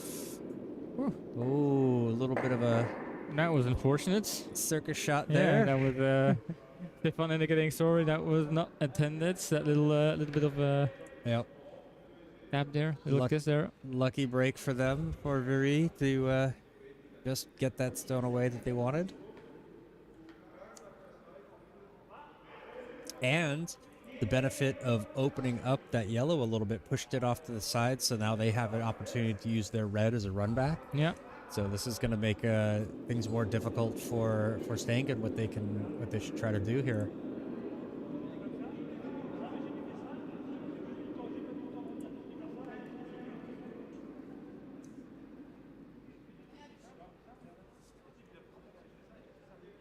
Oh, thinking time now for Steengoed to get something out of this situation.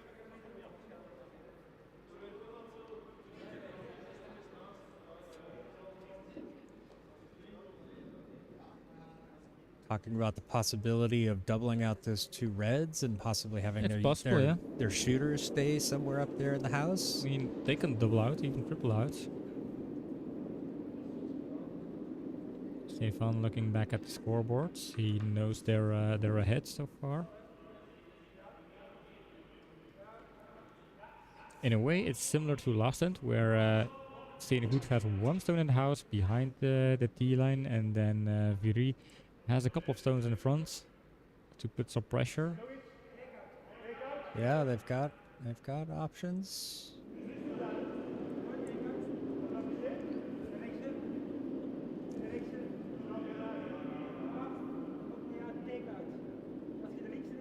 Yeah, I mean, Steengoed, they have hammer, so opening things up is not the worst for them.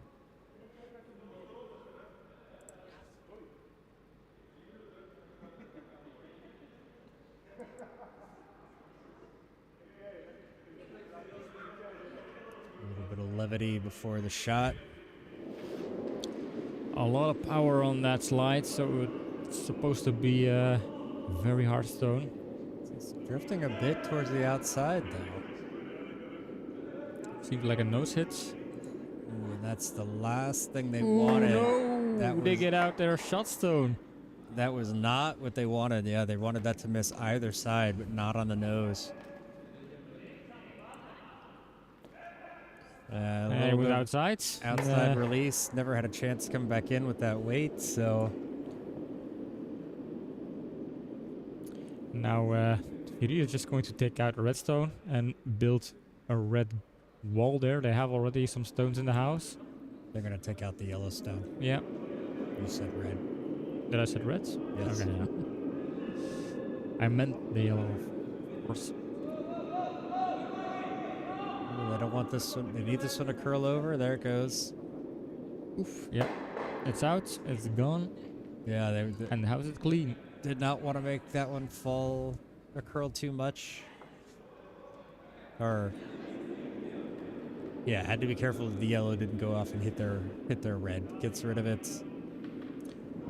Completely different situation now. Just 2 stones later in this end.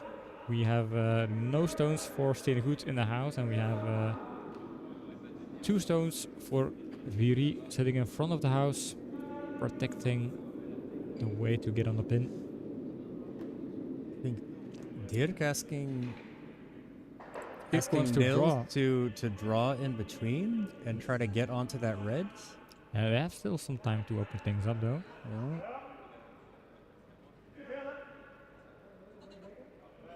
Not setting up for a draw here.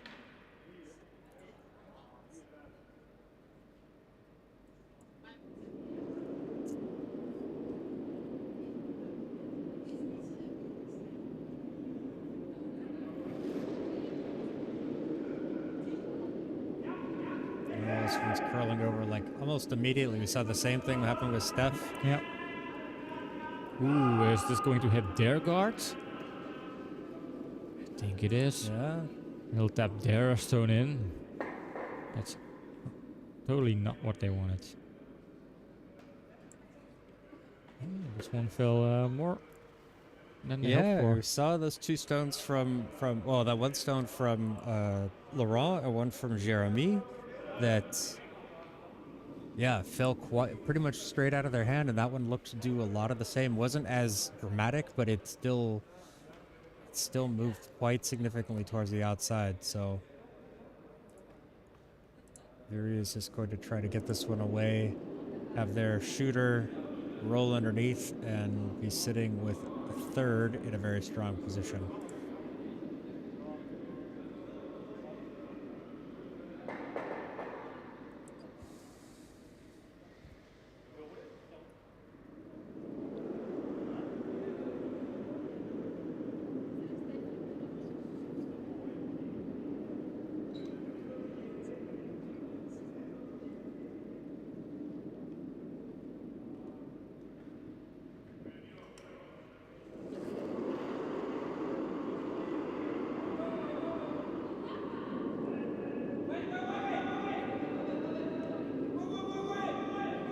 Hold this one. Is it going to be too much? It's Just catches it. yeah, but they wanted to hit and roll though, so Yeah. but yellow's out. Yeah. That's Takes away an opportunity for Steengoed to do something with it. Yeah, a little bit curled a little too much, but Yeah. hey, I think they'll be okay with that. I think they're happy with the stone, yeah. I mean, they can afford a bit of misses. And now, it's interesting again here. Niels looking for a takeout, and Dirk wants to draw, and that's the kind of the 3rd time he indicates why Yeah. Are we not drawing here? Yeah, they have all that room over on the wall side. Question. Yeah. The question is, does it scroll enough? But on the wall side, they have plenty of room. It doesn't look like they do, but. And is Niels going to follow Dirk's call on this one for now? We look over at the far house. Yeah, you see that there's plenty of room Yeah. here. There's a yellow just off camera, but it's maybe half a stone wider than that bottom red there. So plenty of room to get in there. You see, yep, there we go. Nils is setting up for that, or Chris is setting the broom up for the draw. Yep.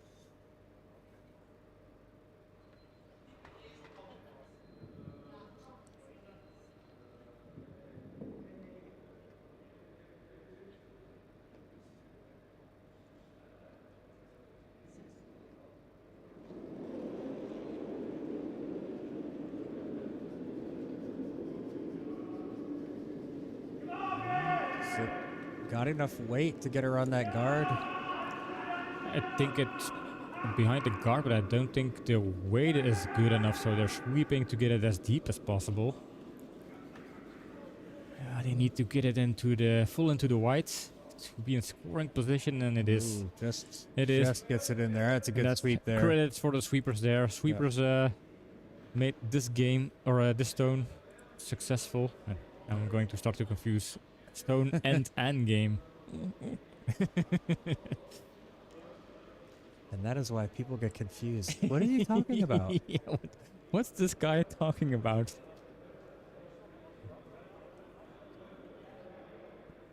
Yeah.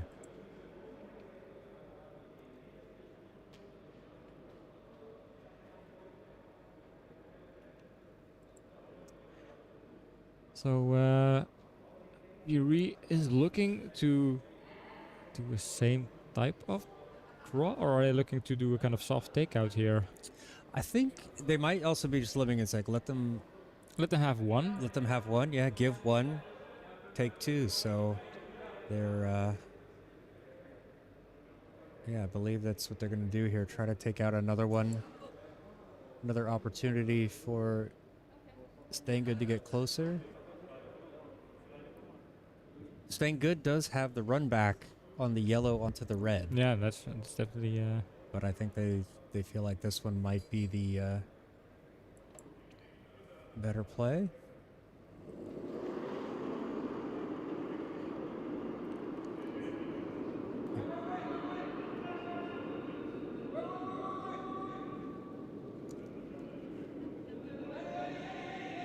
Or maybe they feel like they can get this one deeper round behind it. If it's just better around spot. and it's better than. Oh, look at that. Oh my god. Oh. Wow. I mean, this is shot of the match for me. That's And my god, if you're playing against this Stefan, this is a beast. He just keeps succeeding in these very difficult stones. Chris trying to bump in to the side of the wall. It's not ice hockey, Chris. No body checking allowed. Nobody's checking over. I think Steengoed here has to kind of throw a little bit heavier draw and either tap their yellow or try to tap that Steengoed or the red stone deeper. Yeah. But I think they can do that with the same weights. Now Dirk is watching the TV screen, so in a minute now they can they know they're on screen and they can wave to people out there. Yeah, we always put the footage of the match online here on TV, and we noticed that during those thinking time moments, players tend to kind of peek into the stream. Yeah, they can't hear what we're saying. Maybe that's for the best. But there's also a delay. It's probably about 15 to 20 seconds delayed off that TV, so it's almost like an automatic instant replay. Yeah. Yeah, sometimes they hope to get a kind of a shot at how the house is laying, what stone shots. We have a clear view on that, whereas if you're waiting in the hack, you don't really see the situation over on the house side. Yeah, last stone here from Niels, and suddenly he has to take a difficult stone here, an important stone.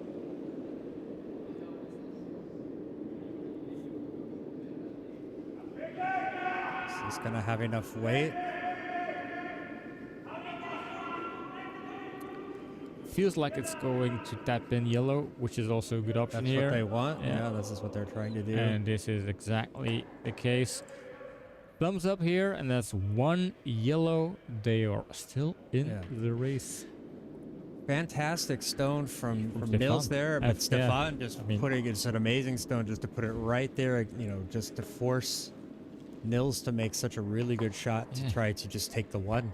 Just imagine being in that decision moment where Stefan would say, I might want to make this very, very perfect draw here. It's difficult. And then your team would consider, are you sure? Is that the easiest option? Are we really, I mean, chances of succeeding is very low. The way I see those Team Viry talking with each other, there's not a lot of second guessing at Stefan, and you can see why. If Stefan was on my team, I would also I wouldn't dare to second guess his opinions, especially if he nails those shots right after.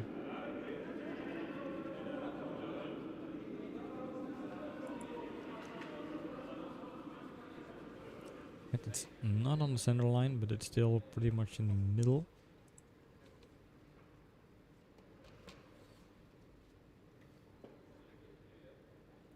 Still a close game. It feels like Viry is the stronger team so far, but Steengoed is right behind them, and if they have one good end, they could just punish Viry for not taking a bigger lead. Yep, they are fighting. They're not going to go down without a fight, that's for sure. Going to keep swinging, going to try to do their shots. Reminds me of that game Rechels against Team Hertman, where Rechels was better, they had the lead, but you can also sense that Hertman wasn't giving up, and they were just in their heels trying to find a way to take the game, and they ended up actually taking the game with one good end, and that's something Steengoed could possibly do in this game. Yep.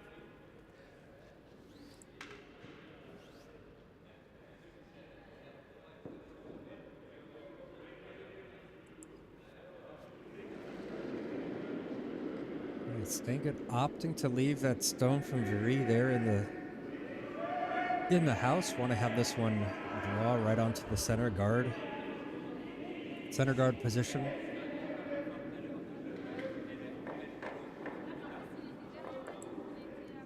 This one a little bit light as well, but backs up the center guard on the center line. Not overlapping, so could be useful later, but Viry is going to just say, well, we're going to use those. Thank you very much.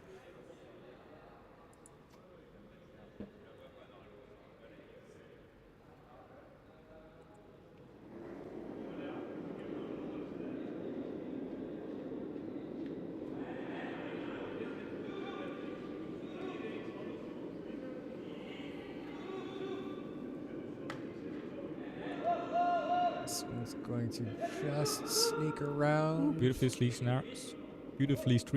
sneaks around. Oh, very nice stone from Celine. Getting close to the pin there in the reds. Yeah, you can't put that one much better.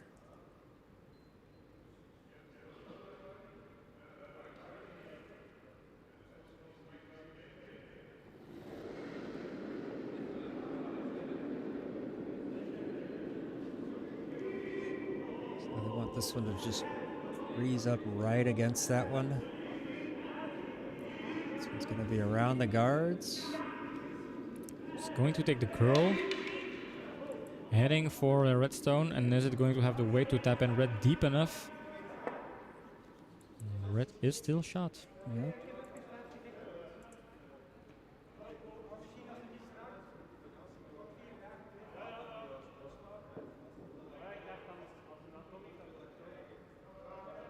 Still, red still lies 2, but where those reds are positioned, that's a double. There's a double there, and the shooter would freeze underneath. So something for Steengoed to take a look at. Viry is just going to try to run these guards off.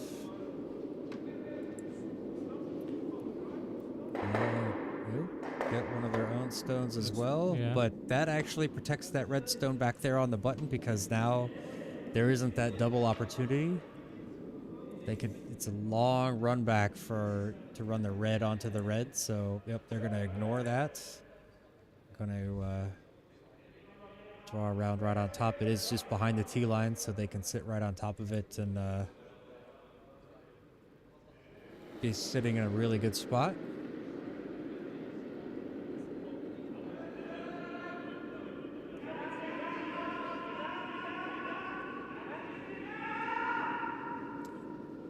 Neil's a bit scared that it might overcurl, so they need to sweep to get it past the guard. They just do. Now it needs to get back onto that line, onto the button there. Gotta keep sweeping it. Oh, comes up just a little bit light. Had the exact right line, just that absolute millimeter perfect. And two very good stones from Wim there, just slightly too short. And it feels like, in terms of accuracy, that was 90% accurate stone, but it just didn't give you the result you want. Yeah. So is Laurent being asked to peel the guards? He's trying to run this back. Oh, look at that. Look at that. Oh, wow. Very nice stone there. Good long run back, peels out the yellow. Although I'm looking at the smile from. Look at Dirk. Yeah. Dirk was like, "What do you do against this team? You just dance and be happy about it. But what do you do against a team that's playing so good?" Yeah. Well, I was gonna say I'm looking at Laurent's smile and Stefan's smile, and that they know they got away with one there. That was not what they wanted. That was not what they called. He was just trying to split everything open there. Yeah. But, you know, what do you do when it's, hey, the luck goes your way? You know, every team gets their bit of lucky shots for here and there, and that one was definitely one for Viry.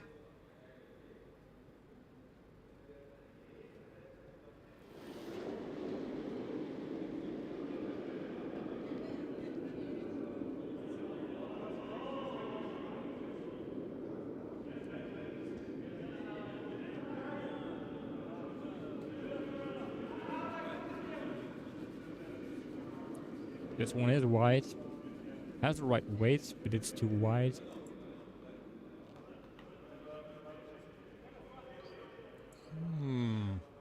Is it shot? I don't know. It's hard to say.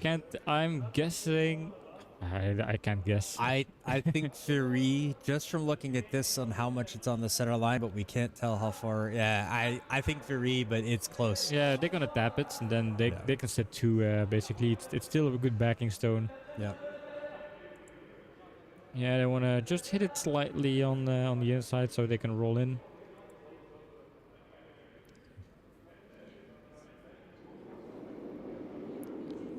If they would miss this shot, then Steengoed would go and take a look which stone is sitting shot, but I don't think this is going to be a miss here. Passing the guards. It's gonna go. Oh, And it's even catching over to the side. Very nice. I mean, yeah. Absolutely perfect. Yeah.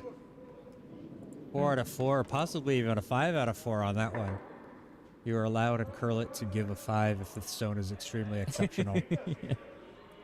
Because there's apparently somebody who has a game throwing percentage over 100%. Really? Because they were a substitute, an injury substitute in a match. Came in late, threw 2 stones, 1 4 and 1 5. And so they have like 125% shooting score. That's a lot. Yeah, Niels can't really figure out what to do. Like, what do we do? Do we just draw one in, put one on a pin, and hope it's better? I mean, it's still open though. I mean, it's there. Yeah. Yeah. Like, and it would be guarded. yeah. Any kind of takeout attempt would be on the side and would take away one of the 2 reds, if not both. So the other option is, do they run one of these guards back and split things up? Yeah, that's also a possibility. Not an easy stone though, and No. It's definitely, yeah, thinking time worthy. They're not wasting time here. You got to get the right thing because, yeah, this could, if this holds up, that would be Viry 7-3 over Steengoed. And yeah, do you shake hands 4 down with 2 ends left? I think they don't want to take that risk right now and maybe lose the game over a bad risky shot. So they're just going to go for a draw here.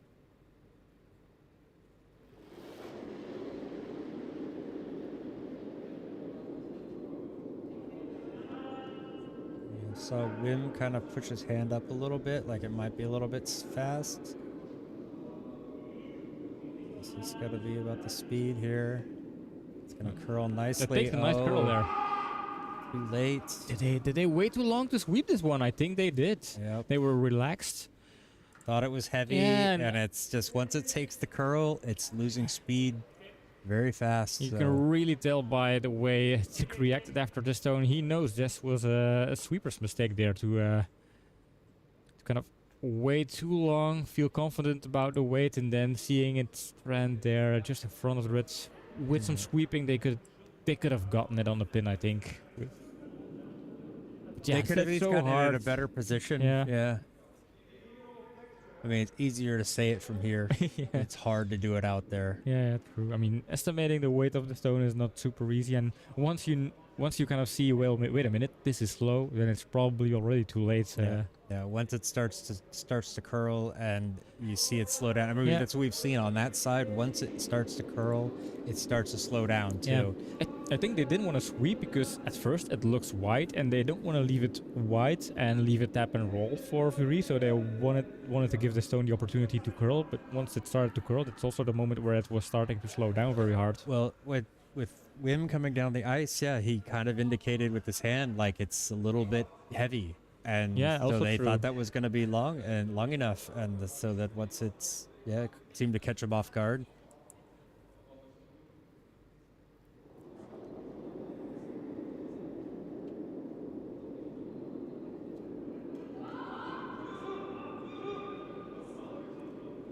Viry just wants to take this draw laying away.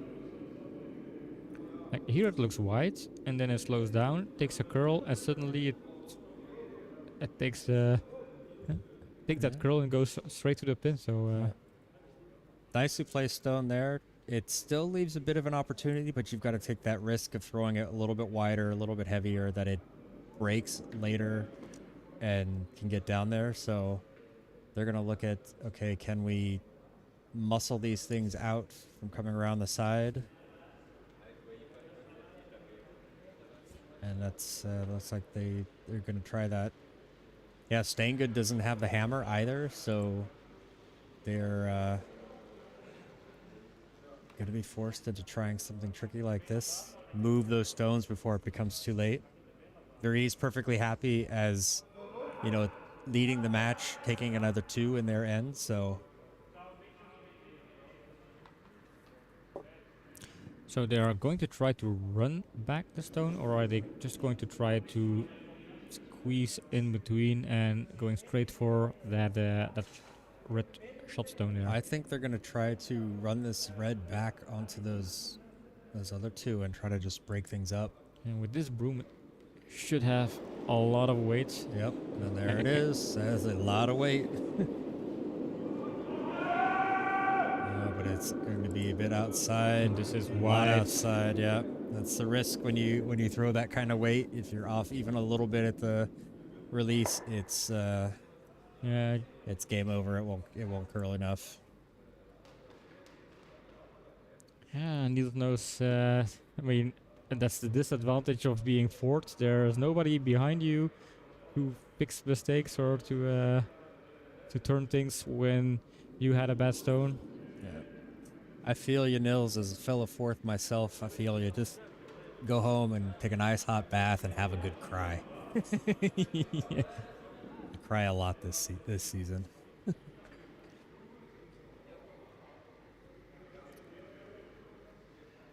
Yeah, and I mean, if you're Viry, this is what you want.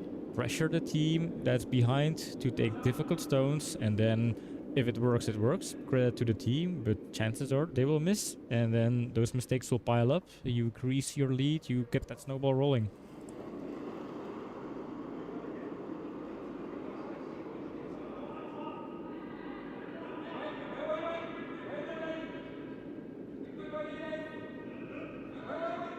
If they score 2 points here, they would have a 4-point lead going in into the 7th end, and that's a lot, having 4 points with only 2 ends to play.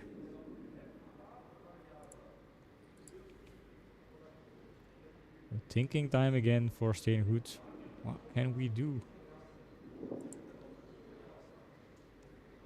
Can we bail ourselves out of this this position? Yeah, it's going to be tough. They can't really afford to try to run back their own yellow onto the Reds, because if it hits their yellow in the house, it would split it, and then Viry would be sitting 4 with a chance to open the open half of the house to draw for 5. So they trying to look to see if they can push one of these Reds over. Yeah, they're looking for angles. I mean, I don't know that it's there, but it's like the other risk is, yeah, you hit your own red and it moves it out, and then suddenly they're sitting 4 with an open house. So yeah. I think maybe the best bet is to just try to draw. Yeah, I mean, the redstones are still over on one side of the red house, so if you are able to draw and get it into the red, maybe you can do some damage control. If the white's fine and you get it into the white, who knows if you can save. But it's such a hard stone, it has to be absolutely perfect, and we've seen them miss those attempts a couple of times. Wim had 2 very good attempts where it was just short, and just short is just not good enough if you want to save the game here and save the end here. Yeah, save exactly. the stone here. Yeah, this is. You sure you know what you're trying to save? Yeah. But then again, they're trying to save all 3. It's nicely. I think the one advantage is or not advantage, but the positive for Steengoed is, okay, the down by 4, they would have the hammer in the 7th, have an opportunity to what do you call it?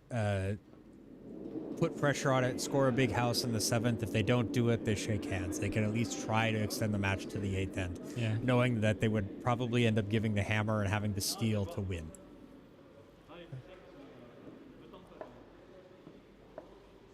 The body language of Niels doesn't express a lot of confidence right here. No, I was just about to say the same thing. It's like he's just not sure about it. It's like, I know I have to play a difficult stone. It's not going to be easy, but it's so hard. It feels like you have to throw something very impossible here. Yeah. And he knows. He's like, okay, all right. I mean, I'm gonna try to be the hero of the day here, but I think his teammates are already forgiving him up front if he misses. They know how hard it is to succeed here. So yeah, an absolute perfect draw. And that's equally the responsibility of the sweepers to get it right there. It looks good. The spot that it starts to curl and slow down, but it's gonna be light. Yeah, they should have been heavier on the too drums. light. Really good line though. That's the right line. Look at that. That would have been right on it, but well, you know what? It takes away the draw for Viry as well. Yeah, I mean, score something. At least maybe they can score 3 points. And but now Viry's they've got this. Hey, we can try this crazy shot and kick it over. They have nothing to lose here. If they get yellow out, they end the game here. Yeah, I believe so. If they get it, and that's what they're looking at. Let's try and take out yellow and force a handshake, and they can. I mean, I think the worst. The angle's there and the stone's open. They just have to hit it right. Yellow's out. They can't actually lose that much because those 2 red stones will always stick, or the shooter will always stick. It's worth the risk. Yeah. I would take that gamble any day. Yeah, I think with a lead, I'm taking that gamble. Especially if I know Stefan is throwing that stone, then I might even bet my house on it. And Yeah, the only danger is if this slightly over curls, it puts the angle on where it hits onto their two red stones, but even then, there's probably not many angles that will get both of those stones out of there. no. Yeah, speaking of body language, Dirk sitting on the side was also very, very good representation of how they feel. Here comes this stone. This one It's is wide. wide. It's wide, and that's 2 for Viry, and that's also good enough. I mean, Yeah, that's all they needed to do. More would have been nice, but it's just keep that pressure on. yeah, they don't need to score that much. I mean, the only difference is if it would have succeeded, we would have seen a handshake, and now maybe Steengoed is going to still try and score a good end. Yeah. Who knows? I mean, who knows if they score a 2-house or a 3-house or a 4-house? If they have one good end, they might have a shot at winning the game with the last end or even trying to force a tie. Yep. Yeah, you never know. You never know. Although, yeah, you don't like to see your skip just almost hear what Dirk was Yeah, I saying. was hoping to overhear his conversation there.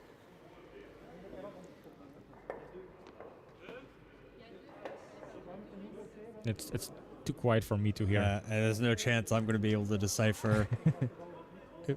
Decipher Dutch with that quiet as well. So.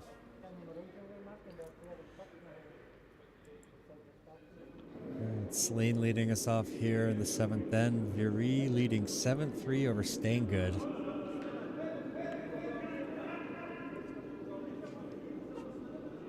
I was kind of hoping they would have made that shot because I was looking forward to having like a really good circus shot as the shot of the match. Yeah. That would have been shot of the match. Like, hard to execute. Excellent results. Yeah, And this sealed the game. This is a very nice stone here. The unfortunate thing about lead players is you can make an extremely good shot, perfectly executed, and we're like, man, it's center guard. Okay, let's have this game opened up. Okay, then, No, we appreciate the difficulty of being a lead player and having to throw those very difficult first. So. Well, I was never gonna say that being a lead is difficult, but being able to throw those goods, that takes technical work. I still think it's too easy. Super easy for you guys.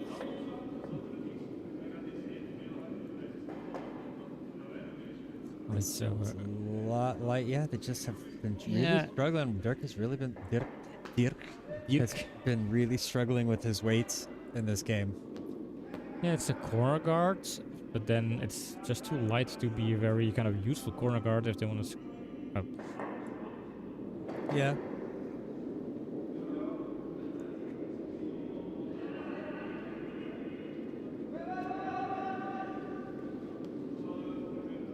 Since it's in the first half of the guard zone, they're trying to get one behind it. It's not gonna work, so plan B is to tap it behind the corner guard. Maybe split it. Oh. Thought that both stones might somehow get into the house, but nope, just the shooter rolls over. So.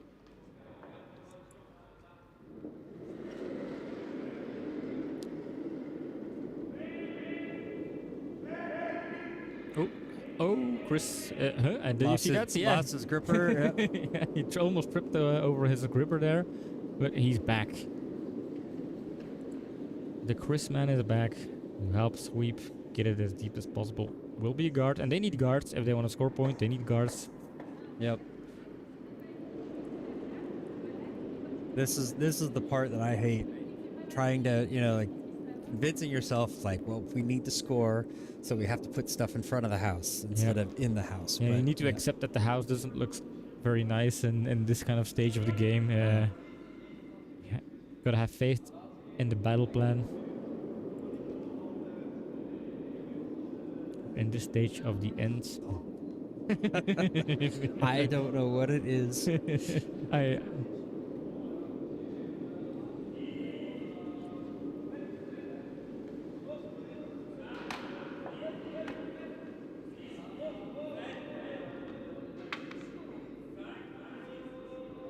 Was holding quite straight, kind of starts to curl over at the end there.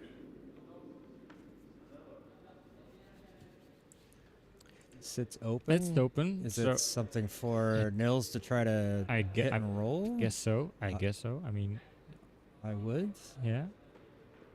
No, trying to draw.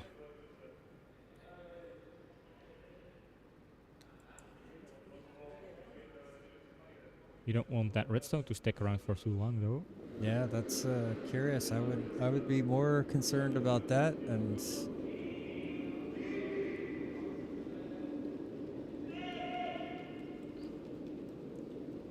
is lights. And Work the it guard. down. First half of the guard zone, maybe halfway the guard zone.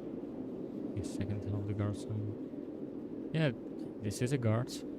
Well, they can still. They can still Run back. use it, run back, but yeah, I would have liked to have seen them do a hit and roll there.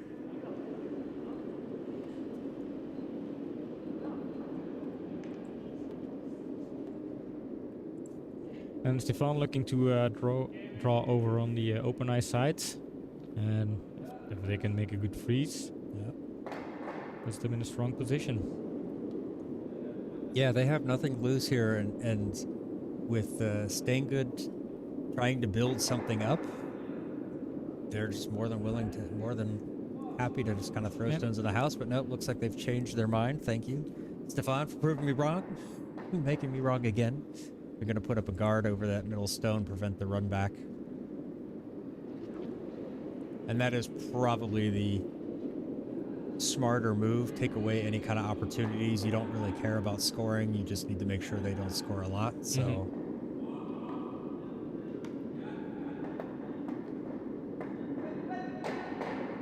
it's going to just lightly tap up against that yellow.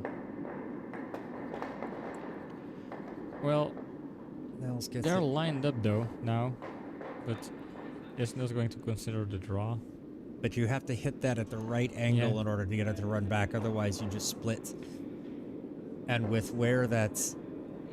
Yeah, I don't know. I don't think it would be as beneficial. So they're going to try to draw around this. I think they're going for a hit and roll here. Are they hit and rolling Yeah, here? yeah. Okay. I did not see him put his broom down. Blinked.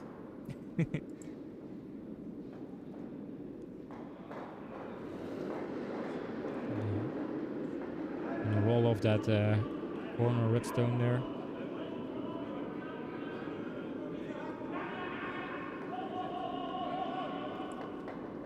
This looks to be Looks good. pretty good. A little bit solid. Doesn't quite get the rollover they want, but it is in a position that maybe they could use that as an angle.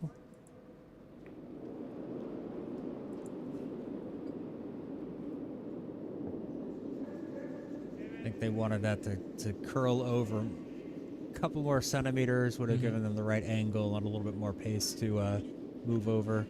Well, they can still use that left yellow stone to reach the red shot stone if they reach it with the right angle. I mean, that's a use for it. Yeah.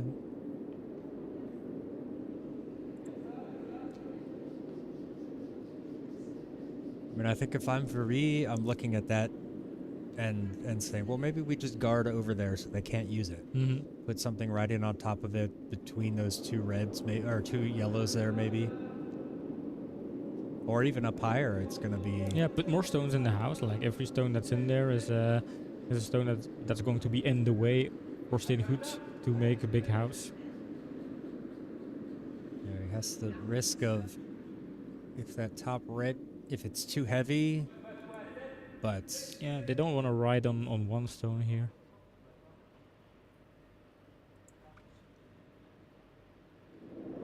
But I think steal of one is enough for handshakes, so...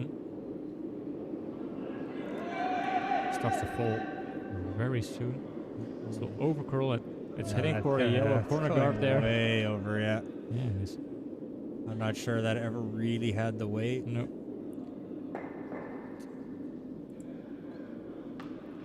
So are we going to see that plan where they want to promote the yellow stone and tap it through to the red one? This like option, it, yeah.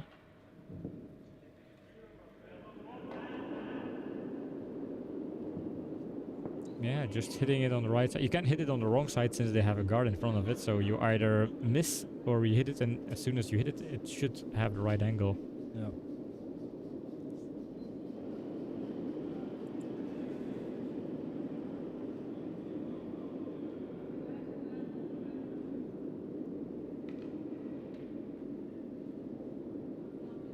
Taking his time to concentrate because he knows this is an important stone. All stones are important, but they have no more room for mistakes by now. This looks good. This looks good. The question is it hard enough? It looks good though. I'm just doubting about the weights. Yeah. Good effort. Yeah. Just needs more weight. That's been the story tonight. They've had several stones like that, really good lines right where they wanted it, and just not enough weight to get it to where they needed it to be.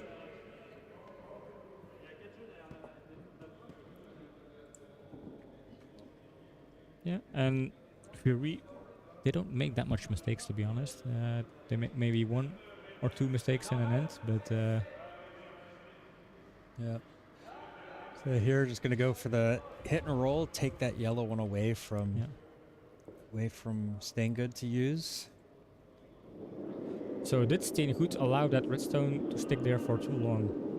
And now they're looking for options to get it out. Remember when they opted not to do the hit and roll? Yep. And allowed it to stay there. And then they came too short. Piled up some guards and suddenly they had a redstone. That's difficult to get out. Yeah, now they have to try the same shot from the other side, but it needs to have pace. Yeah, that previous stone there from Viry, a little bit outside, There are but 2 options. There's a does the double job. hitting the red one right there, and then run it back and try and make a double, or tap in your yellow one. But then the angles. Angle's important. Yeah. Yeah. I think that double is. Even looking at a third option, yeah, they're just going for a double takeout here. Well, just. Not even 100% they're going for a double here. That maybe they're just trying to clear that one away to open it up a little bit. Yeah, but if they hit it on the right side, it will just clip the shooter stone, and then they'll both go out. Yeah. And then yellow would sit 2, and yellow would sit 2, and maybe their shooter would still stay in a nice position there.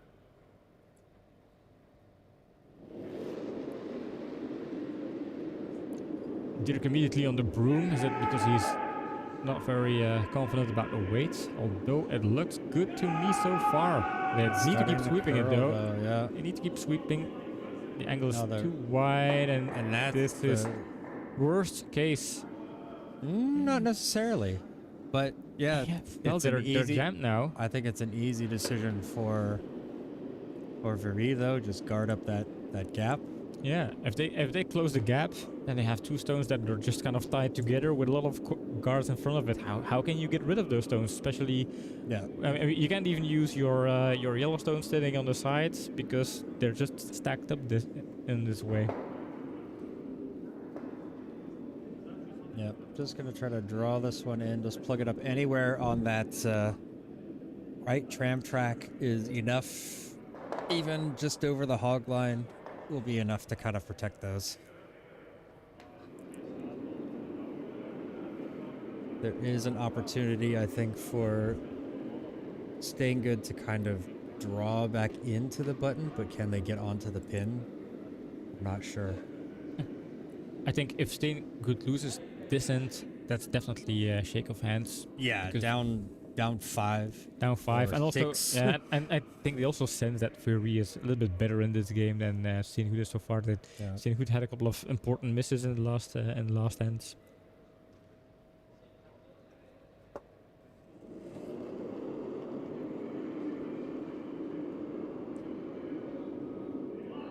This one seems a bit wide. It starts to curl though.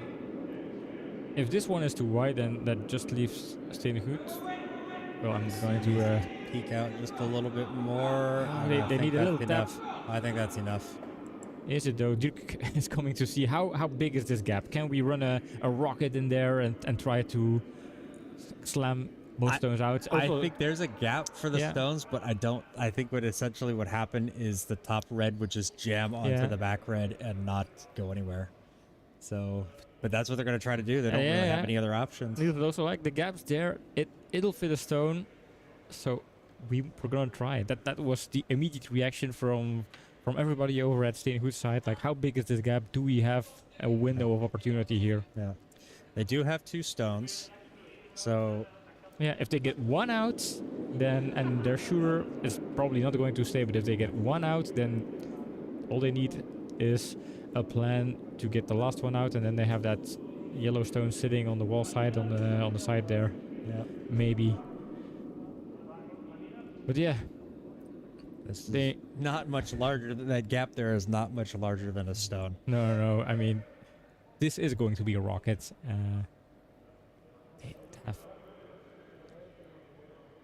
They have so little space to get in between both those red guards there.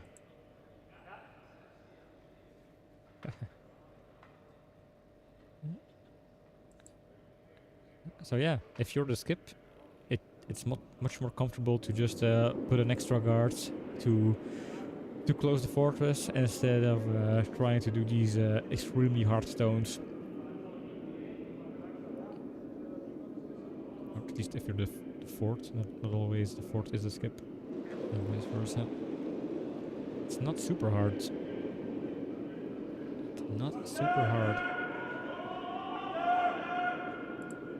Finds the gap, it clipped. Close, yeah. Yeah. Could have worked.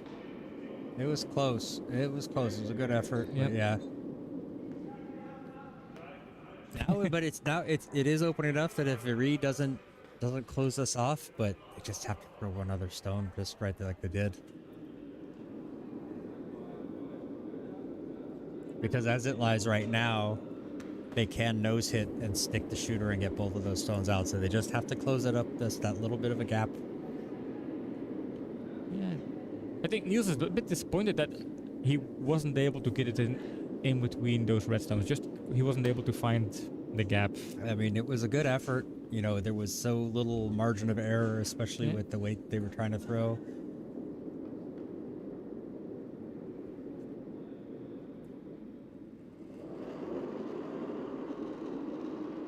And Stefan has just throw that same stone. One looks a bit wider, but it's going to start to curl. Is it going to start to curl? Very late. Now they're going to want to try to tap this on the red so it would tap it over into place. And even close the gap is good for them. Yep. That's there it goes. Yeah, I mean, Good what do you stone. do? Yep. Stone's there, gap's not. I don't think there's anything left for Steengoed to do. I don't think there's any way they can possibly win No. I mean, this end, let alone the game. yeah.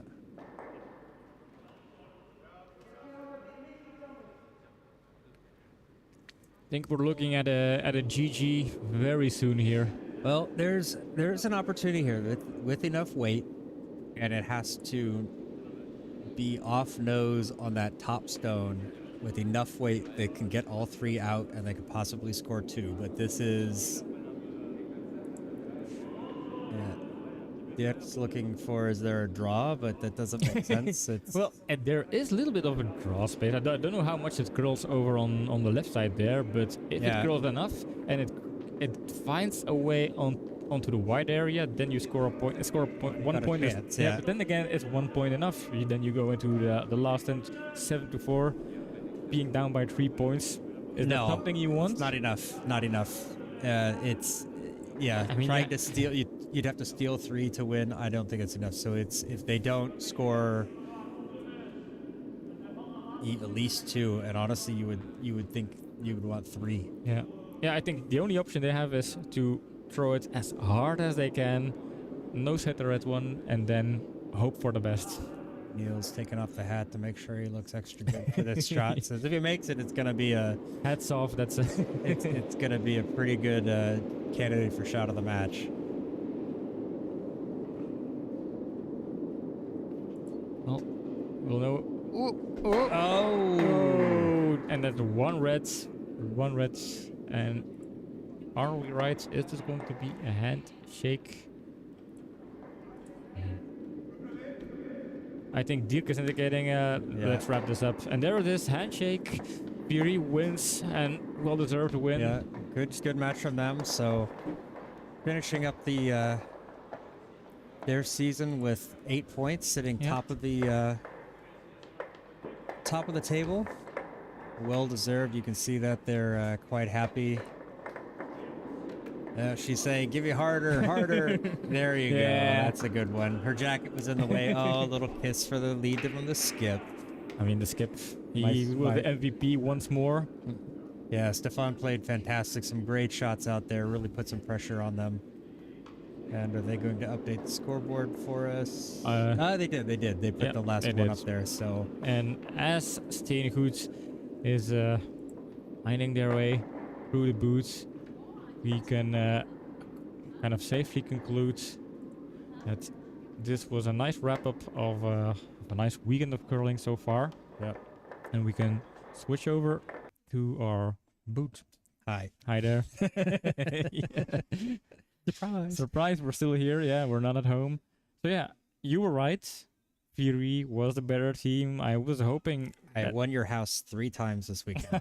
Yeah, 3 times already. Wait a minute, let me see. Was that right? Because no, this is our You 4th broadcast. Yeah. No, it's only our third broadcast match because we had. You picked curling stones right. Yep. Then you picked P square right, and then you picked Viry right. So you had three good picks in a row, and then obviously you picked Curry as a winner, but that was an obvious win, of course. We are Curry, we're super good, and the Tigers. And the Tigers, But so, like this game, big game for Viry.